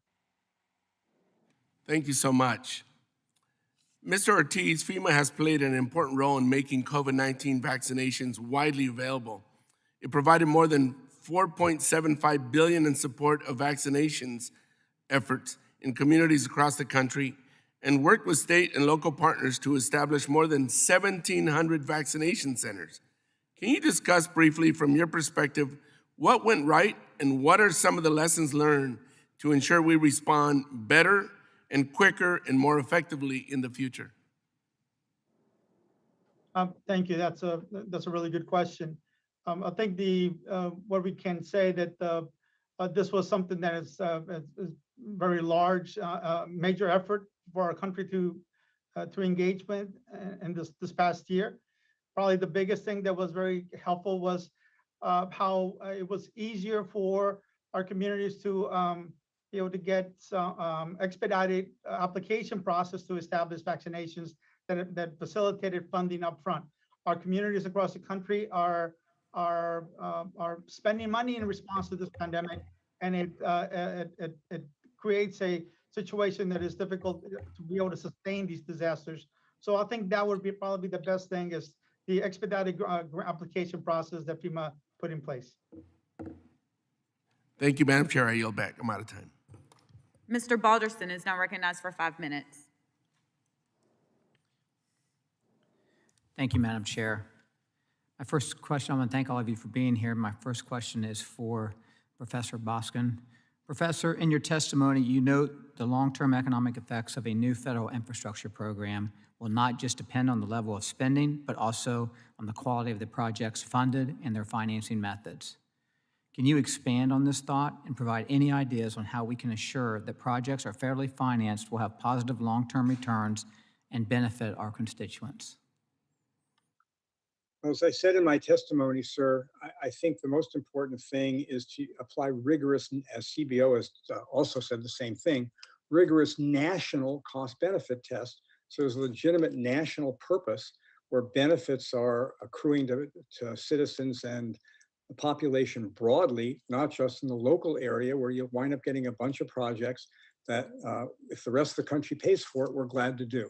And then we wind up with massive fiscal cross-hauling where people in California are subsidizing other states and other states, citizens of other states are subsidizing California. And it creates the incentive to have some low national return projects because they look good locally because other people are paying a large part of the cost. So that would be point number one. Point number two is we traditionally have funded a larger and larger share of these with user fees and gasoline taxes, and more recently, the idea of a vehicle miles travel tax to account for the fact that we're growing the electric fleet, which obviously doesn't pay gasoline taxes, would line up the benefits received and the payments made, so there'd be very little distortion to the economy. And people, the local officials and you in general, this committee and your colleagues in the House and Senate would have to respond to people feeling like they were getting their money's worth for what was going on. So I think those are some of the most important things. I think whatever the amount spent is going to be, sure it's target effective and cost will probably be the single most important overarching thing to do. That's not easy. Horrible example of things going wrong, but of course, on balance, we've gotten some return. CBO estimates about a 5% return on construction investment. Okay, unfortunately, we were having some technical difficulties there, Professor. I will do a follow-up. I didn't hear the last part of your answer, but would you agree that the current federal permitting and environmental review process, which can delay projects by over a decade, are a poor use of federal and state resources? Absolutely. I think streamlining that process would be one of the single best things we could do to reduce costs, get target efficiency, make sure we finally actually spend money on is actually relevant to the time rather than decades old demand. And we are much worse than most of the rest of the world in this regard. Thank you. Professor Boskin, in your testimony, you also mentioned your concerns that inflation risks are rising, a trend that more deficit finance spending will only accelerate. Can you give us a general overview of what a $3.5 trillion federal spending bill, which will likely add trillions of dollars to the debt, could mean to inflation and our economy? Of course, it's going to depend on the particulars and especially the time frame at which it's introduced and what else is done. But if we add this substantial amount in the short run, when we have this inflation, we risk more of it in inflation expectations, which can become a self-fulfilling prophecy, as we've seen in our history. I would add that while I generally agree with the comments that Wendy made, I do want to emphasize that financial markets have often been badly wrong. They never got the inflation of the 1970s. They badly misunderstood the disinflation of the 1980s. And as recently as when the Federal Reserve lowered its target interest rate to 0 in response to the Great Recession and financial crisis in December of 2008, financial markets expected it to stay there at 9 months, stayed there for 7 years. So while I think there's little indication in financial markets that there's a big concern now, that could change quickly, and we ought to keep that risk in mind. It's not the only thing we should keep in mind. We should keep that risk in mind as well. Thank you, Professor. Madam Chairwoman, I yield back my remaining time. Mr. Stanton is now recognized for 5 minutes. Thank you, Madam Chair. My first question is for Mr. Ortiz. Early on in the pandemic, there were many reports of state and local emergency managers alleging that their orders for emergency supplies were getting redirected and not getting to the correct recipients. GAO found this in their audit work as well. They reported that states sometimes had trouble confirming that the supplies provided by FEMA were shipped to the right entities like hospitals or nursing homes, and that the supplies were the right ones and in usable condition. I want to get your thoughts on that. Why do you think FEMA initially responded in such a poor manner overall? What was your own experience in getting supplies from FEMA? Any ideas that you have for positive changes that can be made to improve FEMA's response time to communities in need in the future? Yes, thank you. That's a really good question. Let me start where I think the biggest thing that we can do as a country in order to improve our capabilities. When we're dealing with the supply chain management, the issue is we can't wait. The need is here, is present at this point in time. And we need to be able to access local resources, supplies that are available to our local region. So the support and the establishment of local stockpiles, local staging areas that can more quickly and faster respond to the emergencies, especially in a pandemic, is critical. That can allow us to create a bridge to allow for the supply chain management to catch up and to allow all these other issues that we're discussing in this committee to allow for the additional supplies that may be sourced from different locations to really catch up and be able to build that proper response. That was the biggest challenge that we had. It created a situation where communities were having to basically compete with each other. And as the example that I presented earlier, you end up where you're not only competing with other communities, you're competing with your own state or with other states, and even to a certain point with the federal government. And what you end up resulting is a more expensive response because of price increases that at the end of the day is going to be a higher cost to the taxpayers. Thank you very much. This next question is for Mr. Gatellis. We know that public ridership fell during the height of the pandemic. Too many people were unemployed or working from home, shelter-in-place orders, et cetera. And so I just want to get your take on this balancing act now. How are transit operators balancing fiscal constraints with the need to ramp up service to match passenger demand? How does it vary from transit agency to transit agency? Yeah, thank you very much for that question. It really is right on the mark relative to the challenge that these agencies are facing. On the one hand, the communities by and large are expecting them to provide the level of service that they've been accustomed to, so that there's the pressure to really ramp up that service. At the other time, on the other hand, just matching the demand that's there is the other part of the equation. And overlaid on top of that, of course, is the national workforce shortage issue that everyone is facing in every industry, and certainly it is in the transit industry as well. I mentioned earlier in my remarks that transit now has recovered with ridership about 63% of what it was pre-pandemic. So we have seen a steady kind of gradual increase in that. We would expect that to continue. And our agencies now really are looking to modify their services. Many have already done that, providing services where they know the demand is greater, trying to be as efficient as they can be. And I would expect that's going to continue over the next 18 months or more as they get back to some degree of normality. Our forecast is that we're going to see by the surveys that we've done that across the board we'll have achieved as an industry about an 80% recovery level in terms of ridership by the end of next year. That's great. My next question was going to be changes in commuter patterns, but you addressed that in your answer. I appreciate it very much. Madam Chair, I yield back. Ms. Still is now recognized for 5 minutes.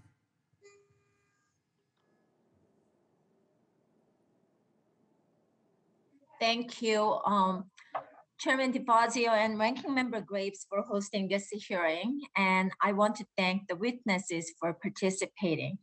The COVID-19 pandemic was greatly impacted all of us and our local communities. Transportation and infrastructure projects faced sharp drops in economic growth and employment. Supply chain disruptions have increased, leading to further delays on important projects. It is important we continue to support policies that help economic recovery while also ensuring that our national debt does not continue to soar, leaving future generations to pay high taxes and bankrupting many important federal programs in the next few years. Inflation fueled by excess government spending continues to hit my constituents at the gas pump and at the grocery stores.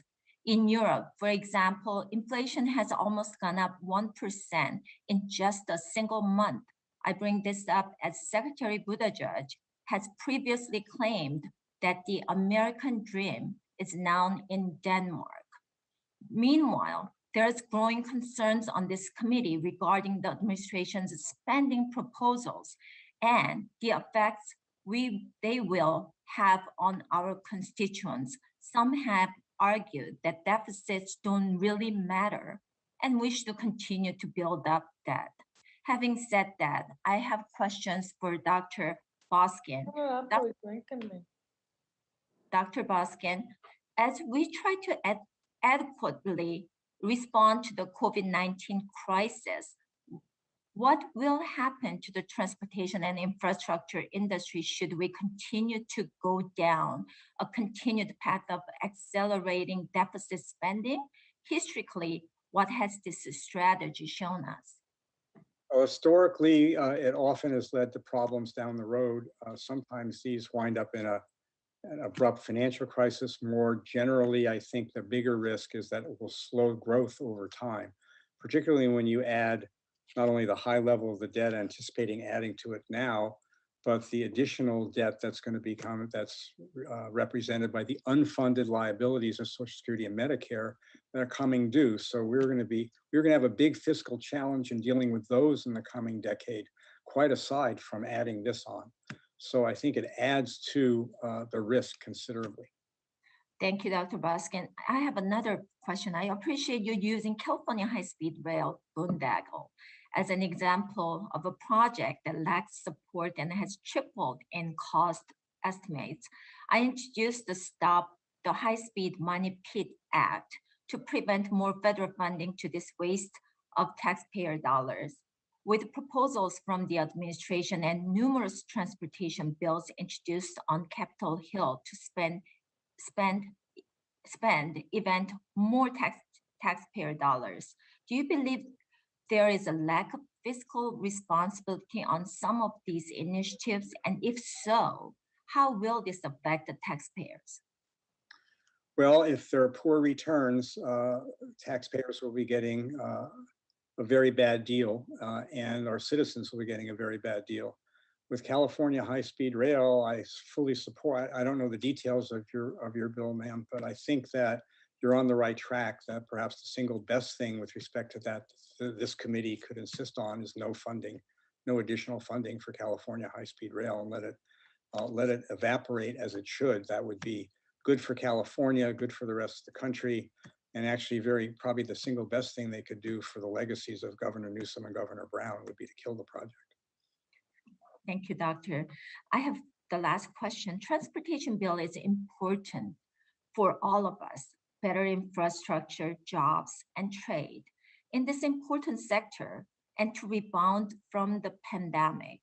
What areas of transportation do you think the committee should focus on in this Congress?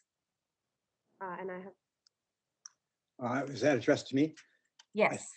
I think you should start with primary focus on traditional infrastructure and doing that well. Build out to these other areas that sound good, but we don't have experience in pouring a lot of money in and getting good returns. Whether that's early this or education that, et cetera. I think those are fairly risky, and I would suggest for those who support these things, let's do some pilot projects first and see how they pan out. If they work, Thank you very much, Dr. Boskin. And that's what I wanted to hear, and I yield back. Mr. Garcia is now recognized for 5 minutes. Thank you, Madam Chair, and thank Chair DeFazio for holding this hearing. As a former union member and someone who represents a predominantly working class district in Chicago, I have fought throughout the pandemic for the workers impacted by COVID-19, both from health and economic perspective.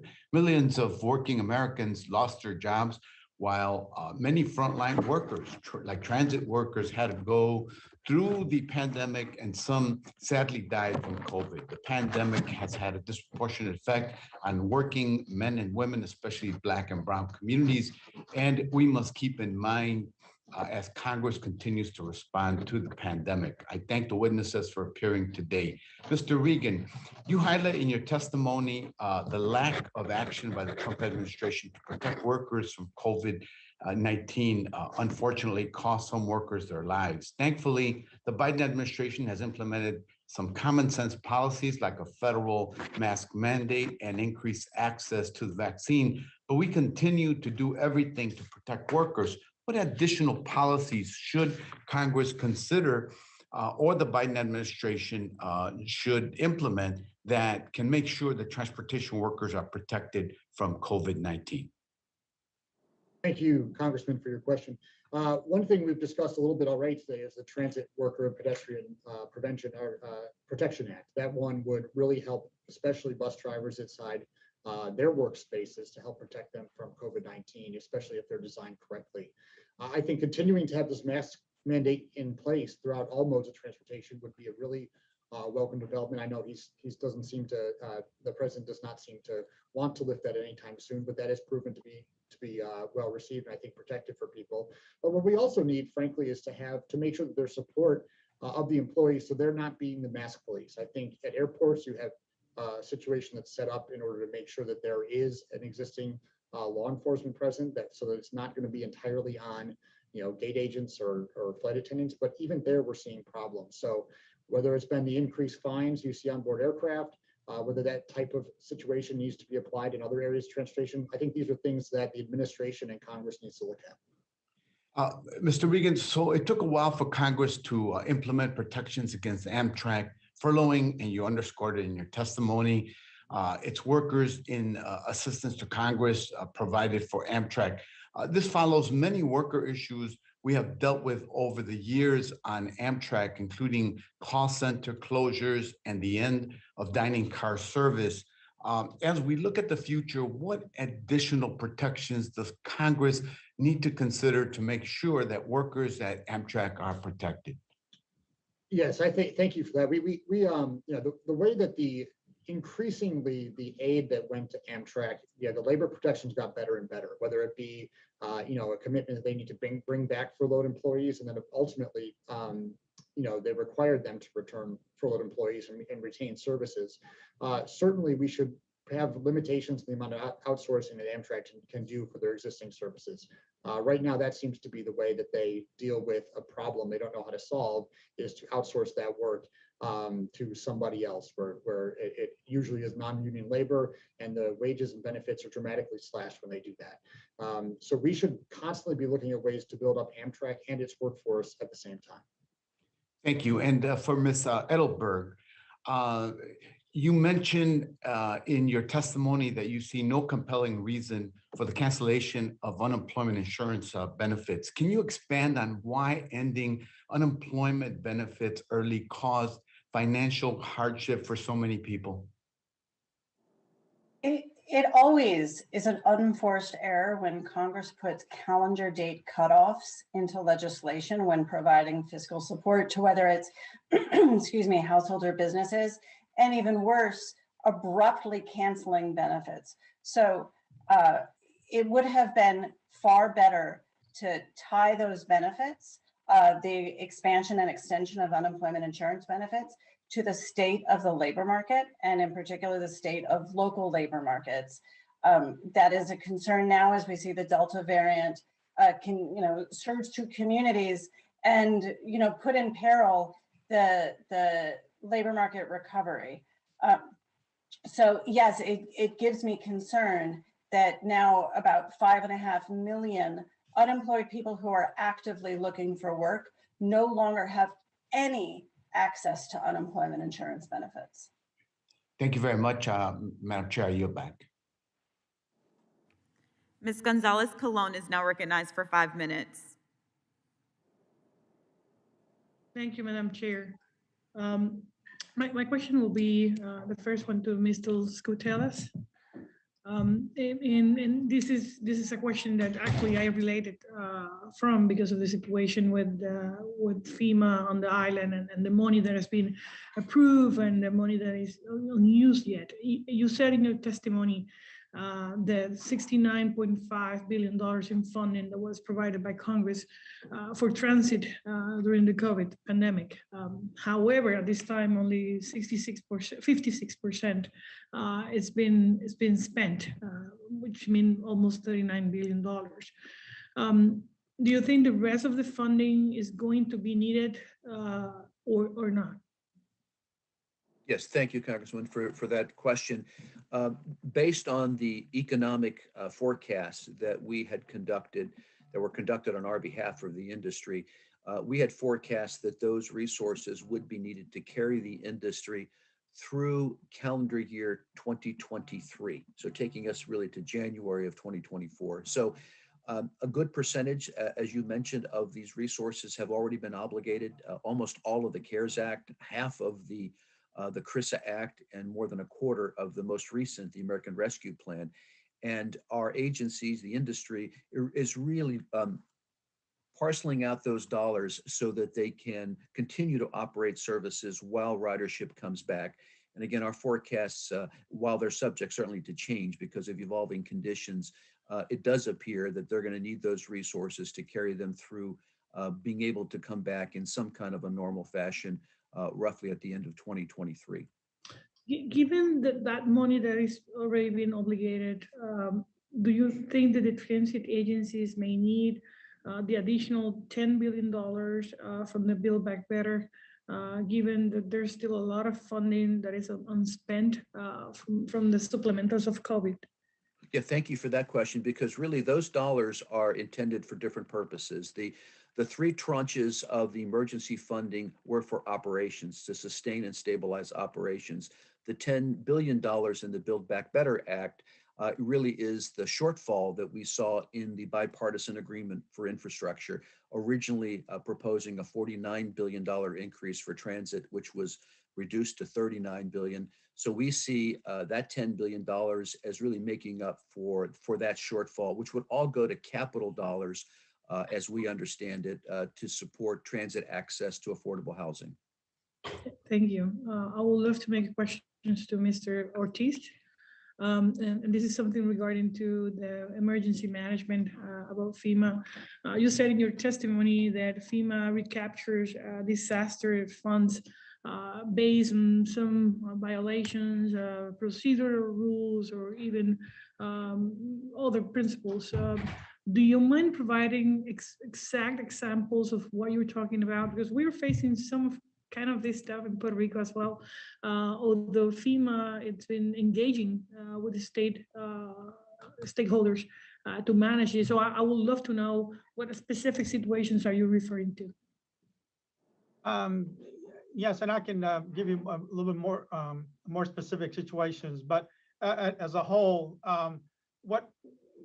while we agree that FEMA has that ability that was passed to them under the 2018 Act, ability for them to recoup those funds, But the way they're doing it in certain situations, it creates a confrontational relationship where instead of focusing on the adequate response to ensure that the programs necessary to ensure that the need resulting from the disaster gets addressed, creates a confrontational relationship where it may hinder or slow down the response efforts by a local community because they're afraid to engage because of fear of overextending themselves and not be able to be reimbursed because FEMA may ask for those funds in return.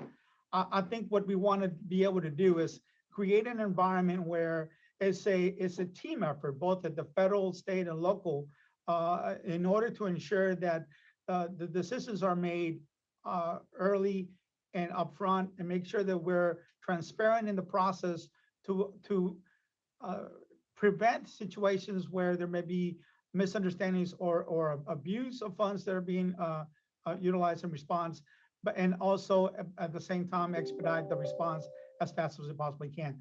We are all working together. We all are working towards the same common goal. But in certain situations, FEMA may put themselves in a situation where they're more of on an enforcement side versus from a partnership side. Thank you. I yield back, Madam Chair. Mr. Carter is now recognized for 5 minutes. Madam Chair, thank you for the opportunity. My question is for Dr. Edelberg. The New York Times reported this summer that states were working to cut off federal pandemic unemployment benefits for the residents, saying that the unemployment benefits are discouraging people from looking for work at a time when small businesses are having difficulty hiring workers. In my estimation, Dr. Edelberg, that has been quite the contrary, that the notion that unemployment benefits are so high that people don't want to work, I think is a ridiculous thought, particularly when juxtaposed with the option that a person has to work for $7.25 an hour, a meager minimum wage. Instead of looking at questioning if unemployment is too high, perhaps we should really focus on the fact that minimum wage is way too low. Thoughts?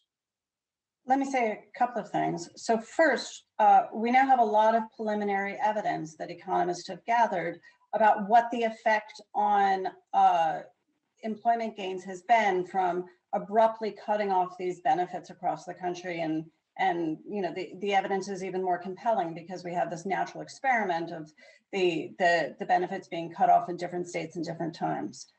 The punchline is that so far, we have no compelling evidence that cutting off the benefits changed aggregate trajectories of what we're seeing in employment gains in any of these localities. And so that's the first fact.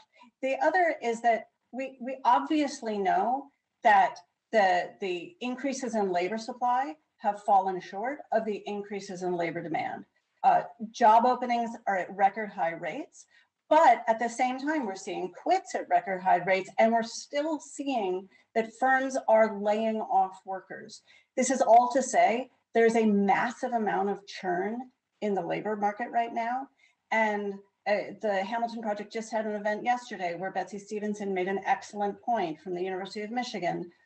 People are going back to work, but they are demanding that work be done on different terms than before the pandemic. They want more flexibility, they want higher wages, they want to be compensated for the risks they're taking if their face-to-face service sector jobs are now dangerous because of the pandemic. And they want more flexibility if they're going to be able to work from home. So we are seeing big changes in the labor market that, and I know I'm going on too long, but these have also been made possible by the fiscal support that the government provided. People are no longer financially utterly desperate, and that's a good thing. That's not a bad thing, that's a good thing. And it speaks to the fact that we still have people that are women with children, families with children, caring for the aged or people that need additional care.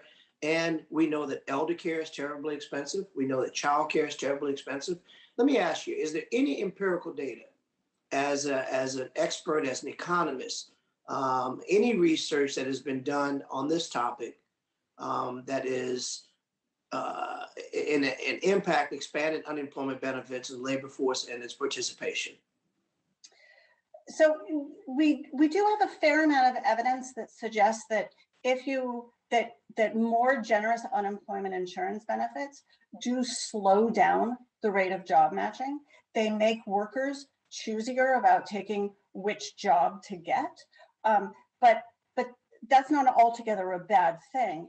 You want unemployment insurance benefits to allow people to find the best, most productive match, find a job that has really good a really good job ladder for career advancement. So yes, we have evidence that unemployment insurance benefits modestly dampen job matching, but in a way that I think the policy, and that's probably, and I apologize, trying to get through this real quickly, but yeah. in large, would you agree that when given the option of having to face all the factors that are out there, like expanded expenses for childcare and elder care and those other issues that families face, a $7.25 minimum wage is hardly a living wage?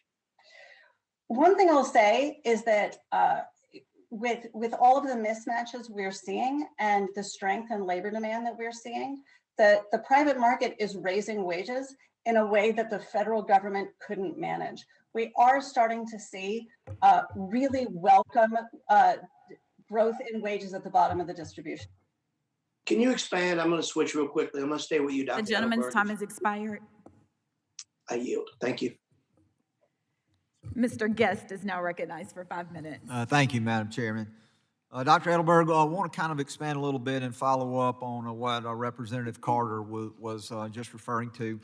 In looking at your report that was issued prior to your testimony, you did talk a little bit about enhanced unemployment insurance, and I think you told Representative Carter that enhanced unemployment insurance does, to some extent, slow down job matching. You also, on page 12 of your report, you talk about unemployment today, that we have a record number of openings. You even say that this is the highest since 2000, which was the earliest data available. We talk again about the slowness of job matching, the depressed level of labor force participation, and the record number of individuals who have quit their job and are looking at moving and are transitioning. We know across many employment sectors and industry, we're hearing that hiring is really the #1 concern and has contributed to supply chain effects that have been felt across our economy. I want to turn to a little bit about the potential impact that vaccine mandates may have on that. And just so you'll know, I have been vaccinated. My family has been vaccinated. Back home, I have done public service announcements encouraging people to be vaccinated.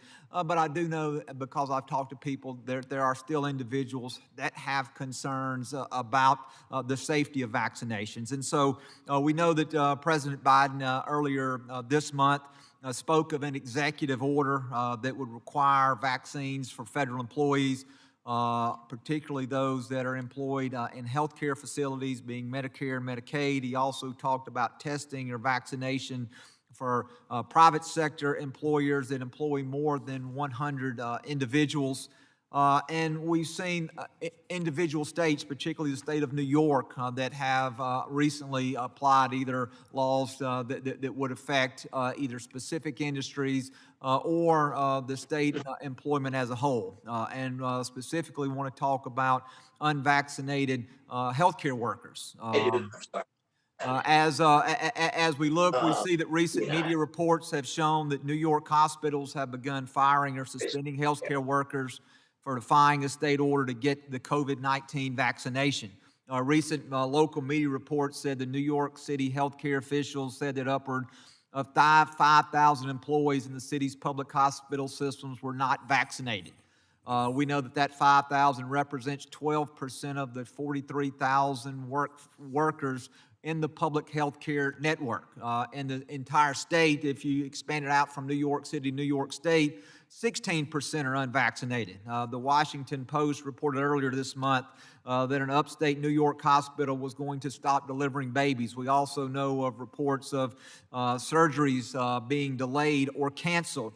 And so my question to you is that in light of our current economic situation that have left employers currently struggling to find workers to take many of these positions, even in cases where they've raised employment wages, where they've offered signing bonuses, where they're offering flexible hours, can you speak to the effect that a federal vaccine mandate will have on the current trend of job openings and the trend that we're seeing of more individuals who are quitting their job? I think there are two competing effects here. One is the effect of having it as easy to work as possible. So as fewer requirements, the highest wage, access to childcare, all of those things make it easier to work. You know, if you don't have a vaccine mandate, if it's okay if you haven't been vaccinated against measles, if it's okay if you haven't been vaccinated against polio, if the fewer requirements we put, yes, we make it easier for people to work. On the other side of the equation, though, is that we've seen that there's a lot of hesitancy among people to go to work if they fear for their health. And where we're seeing a lot more hesitancy is in these in-person service sector jobs. And so the more we put those people's minds at ease that it is safe for them to work, we should see that dominate and actually greater labor force participation instead of less. Well, and my concern, Dr. Edelberg, is particularly in the field of healthcare, of education, and now we're seeing law enforcement, that we're going to have individuals who are experienced in their field, who are going to no longer feel like, and in many cases are not legally going to be able to continue their work. And I think that that is very dangerous as we're seeing the trend that we're seeing in the unemployment. And so, Madam Chairman, I think I'm out of time, so I will yield back. Mr. Brown is now recognized for 5 minutes. Thank you, Madam Chair. I want to thank the panelists for a very enlightening discussion. Thank you for your responsiveness to all the questions asked by each of the members. Look, it's critical that we examine ways to improve oversight of the COVID-19 pandemic relief funds while also evaluating the significant impacts that these relief efforts have had on supporting sectors across the country and the economy. And we're focusing today, I think, mostly on the transportation sector and its workforce. Nationally, transit ridership in 2020 was down an historic 79% at the start of the pandemic compared to 2019 levels. However, when the pandemic hit, public transportation systems really didn't miss a beat. Certainly not in my congressional district and supporting my constituents. Systems like the Washington Metropolitan Area Transit Administration, we all know it as Metro, continue to bring healthcare professionals to the front lines, allowing folks to go to the grocery store, pick up prescription drugs, connected other essential workers to their place of work. Prior to the pandemic, transit agencies collectively spent less than 0.5% of their budgets on workforce development. I believe it's imperative that we take these lessons learned and focus on preparing our essential transit workers to ensure they have the tools to meet the challenges of tomorrow. I've got a bill in that does that. It addresses these workforce development issues by establishing the National Transit Workforce Training Center.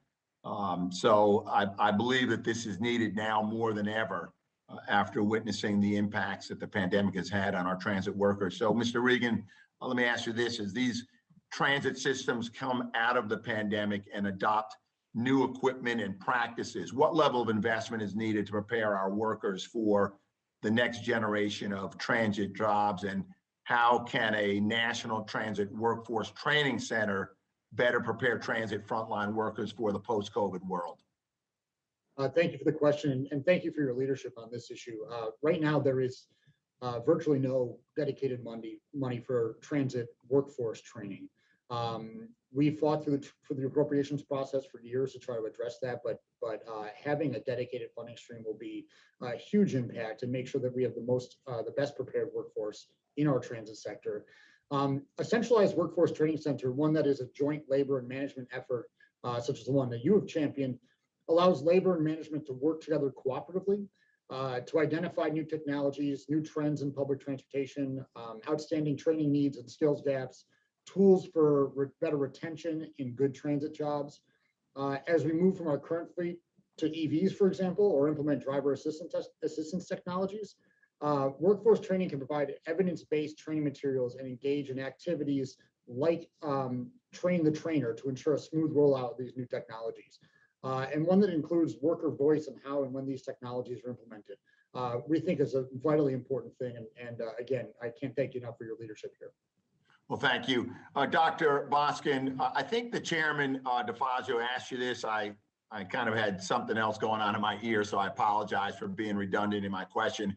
But can you just say again, what are the risks associated with not raising or suspending the debt ceiling on October 18th, assuming for the purposes of my question that October 18th is the date that the U.S. Treasury has exhausted its extraordinary measures to meet our obligation? What are the associated risks?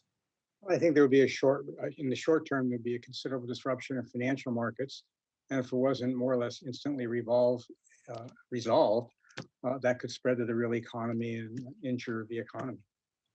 Now, I know that you are a tax and budget policy expert and that you dedicate a lot of time to reviewing the works of other economists. In your opinion, and also that of sort of the literature you review of economists, is a debt ceiling, and the United States is one of a few countries that actually have a debt ceiling. I think Denmark is another one, and it's in the stratosphere. Is a debt ceiling limit an effective way to manage debt? Well, I think that the idea of having a debt ceiling was obviously to put some pressure to not raise it. But obviously, in the end, we wound up raising it anyway. So I think it's hard to say what the debt would be if we never had it. I think more generally, when Congress has tried to put various constraints on itself, we mixed success. I think temporarily the constraints become politically inconvenient. They're abandoned. So I think that in general, fiscal. The gentleman's time has expired. Thank you, Dr. Boskin. Thank you, Madam Chair. I now recognize myself for 5 minutes. My district is home to the nation's busiest airport and one of our nation's busiest rapid transit systems. It goes without saying that I have a lot of constituents working in the transportation sector. The pandemic has hit all of these constituents really hard, but what's been particularly alarming is how much it has disparately impacted groups. In July 2020, unemployment among female transportation workers reached a record of 26.2%. This is over 10% higher than the overall industry unemployment rate at that time, which was still way too high. Transportation employment is coming back, but it is not fully recovered yet. As recovery proceeds, we have to ensure that it is equitable. Ms. Edelberg, how could factors like increasing the accessibility of quality, affordable childcare help combat disparities in employing transportation workers? Oh, absolutely. And we have a great deal of evidence that increasing access to affordable and high quality childcare, access to family and medical leave, stable housing. We have so much evidence that these policies make our economy more resilient, make our labor force more resilient. I keep hearing over the course of this hearing about how we need more evidence. We have the evidence that these programs work. Thank you. Last week in the Aviation Subcommittee, we also heard about how air rage affects worker safety, but this kind of rage could also affect the recovery of the transportation sector at large. Mr. Regan, if we can stop rising incidents of rage and assault across modes of transportation, what boost could that provide to the transportation sector's labor participation and passengers' willingness to travel? I think it would be a massive boost. Certainly people hear all these stories about bus drivers and flight attendants being assaulted. They see the images on board trains of people acting out. That is going to suppress the demand to travel for a lot of people. And it's also, more importantly, going to suppress the demand for people to enter these professions and work in these jobs, despite the fact that they are, by and large, good union jobs with decent wages and good benefits. So I think it's a really serious issue we need to deal with, both from a labor perspective and from a economic demand perspective. Also, Mr. Regan, in your testimony, you mentioned that federal assistance has been vital for the transportation sector.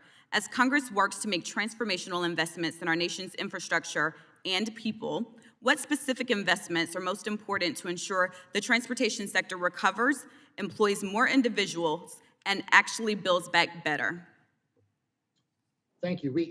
The investments in transit, Amtrak, roads and bridges, those are all vital to make sure that we have a modern infrastructure system that will be competitive throughout the world. We need to make sure also that there are strong labor protections attached to those. So it will have the added economic benefit of making sure that people have more good jobs and are able to be more active participants in the economy. So things like vacant protections, Buy America, 13C in transit, all of these, and certainly the protections that were in the COVID relief bills, extending those further, all of these will have the effect of making sure that we have the greatest economic return for our investment when it comes to infrastructure. Thank you. And without objection, I'd like to insert the definition of social justice into the record. Do I not object to myself?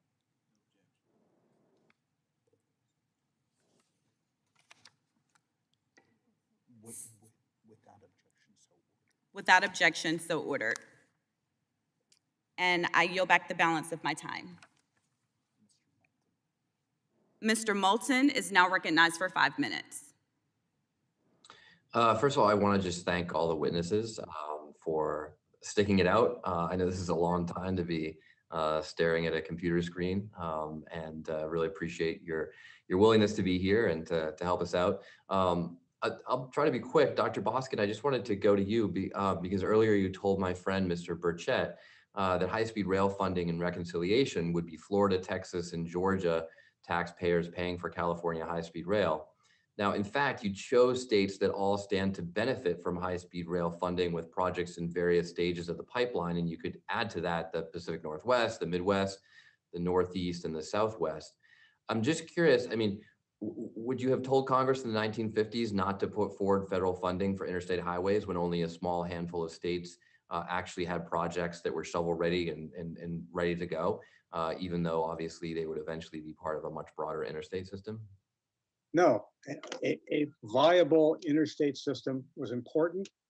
It was first laid out actually by President Hoover, and I think under President Eisenhower, the Congress supported it, and I think it's been on balance really important.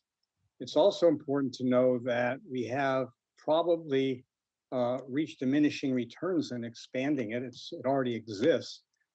So yes, if things are primarily localized, they shouldn't be funded by taxpayers generally around the country. They should be funded by people in the local community, either by user fees or congestion charges, which I should have emphasized more in my oral testimony. It's my written testimony to avoid the need for additional capital expenditures where possible. But no, of course not. And if there's a viable interstate connection that really has broader benefits, then that's legitimately partially a federal responsibility. The estimates, I've not seen a more recent one, the estimates that Ed Granlick, as I mentioned earlier, President Clinton appointee to the Federal Reserve made of the local traffic on the interstate highway system was 70%.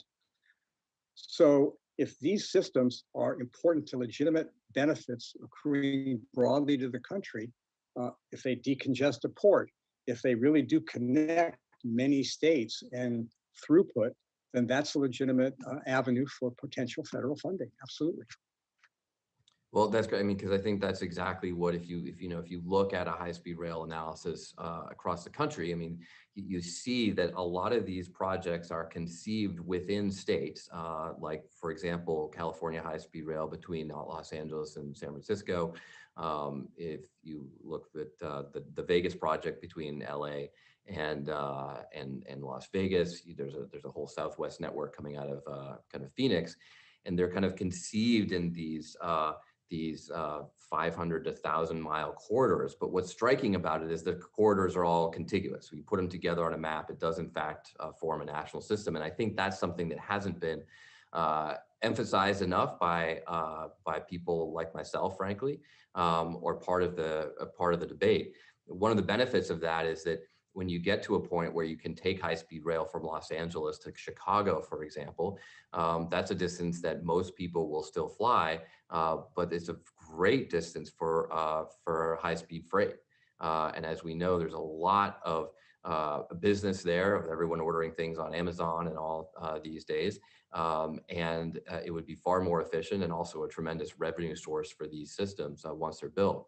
You know, we've transferred $158 billion in general funds, not user fees, to the Highway Trust Fund since 2008. So clearly we have a user fee issue there, but I think we certainly want to get to a point where people see the benefits both locally and nationally with high-speed rail. And I think that, if anything I take away from your testimony, that we need to make that case more convincingly. One of the facts of the California system that I actually I got into at Harvard Business School and doing a financial analysis of the proposal is that that even with the cost overruns, which there absolutely have been, no question, it's still less expensive than meeting 2050 transportation demand by expanding airports or expanding highways in the state. But then you also get these accessory benefits where you have additional capacity at 2050 that wouldn't exist from the alternative. So at the end of the day, we should be taking an economic lens to these projects and looking at their full economic returns, but not just looking at them in a vacuum, recognizing they can be part of a federal system and also recognizing how they compare to alternative ways to meet transportation demand. So appreciate that very much, and thank you. I yield back. Mr. Auchincloss is now recognized for 5 minutes. Thank you, Madam Chair. To the witnesses, I appreciate your patience and persistence over a long day. Mr. Skatoulis, I wanted to ask you about the use of American Rescue Plan funds by state transit agencies.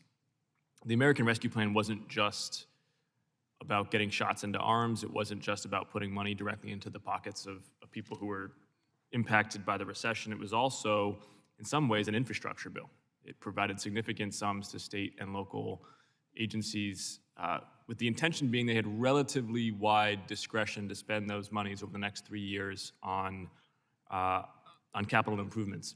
One of the frustrations I've had over the last 6 months, though, is seeing that some of the state transit agencies are expressing doubts about how much latitude they actually have to spend ARPA funds on ADA improvements to our commuter rail stations, on improving service and reliability of light rail in Greater Boston. Can you speak to what advice you're giving to your constituencies on that issue? Sure, thank you for that question. Well, first and foremost, the major thrust of dollars and resources from the American Rescue Plan was really to continue to provide operating dollars to the agencies to keep them operating through this pandemic, while the definition also provided that if they they had an adequate amount to continue those operations. Mr. Skatoulis, I apologize. Your volume is not coming in. Okay, I'm sorry. The other aspect of the rescue plan funds was to provide the ability to be able to use those for some capital improvements, provided that they first met the operating needs, meaning keeping their workforce intact, operating service levels that were necessary for their communities. So what we are seeing is that the great majority of agencies are using those dollars and need those dollars for operating purposes to continue to operate. And that is the guidance that I think and feedback that we get as we talk to the agencies. It doesn't preclude an individual capital improvement if they can do it, but it has to be within the context of continuing operations. Can we work with your office as we talk to state agencies on encouraging them to, as you say, as they account for operating expenses, to also be looking at capital improvements? Certainly would be very happy to engage with you on this and any other related topics. I appreciate that. I know that many of my constituents have been looking for improvements to the commuter rail and to the Green Line. That ARPA presents a once-in-a-generation opportunity to invest in. May I add? I'd like to do that. May I add just one point to that? Please. It really underscores the need to pass the Infrastructure Investment and Jobs Act that's before you, which would provide additional investment for public transit as well as the highway system. That's really where the capital dollars reside and would be very much needed to continue the modernization of our transit and commuter rail systems.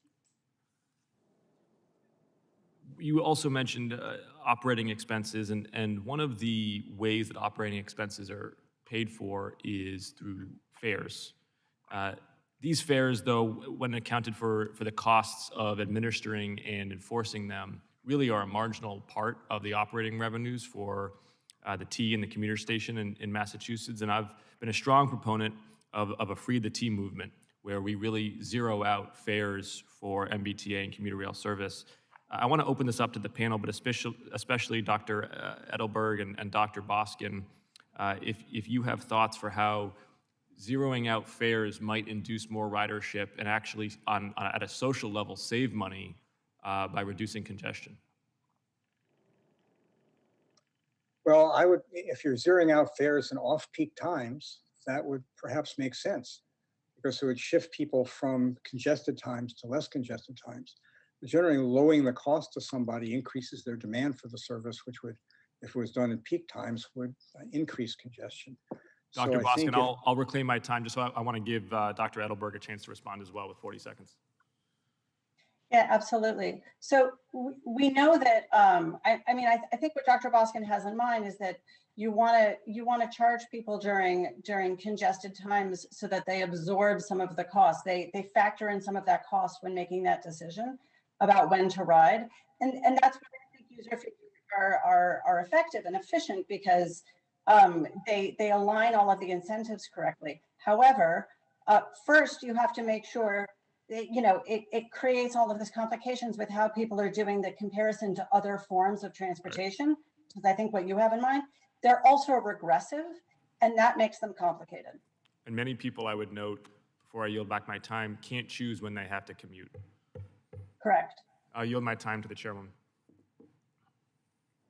That concludes our hearing. The gentleman's time has expired.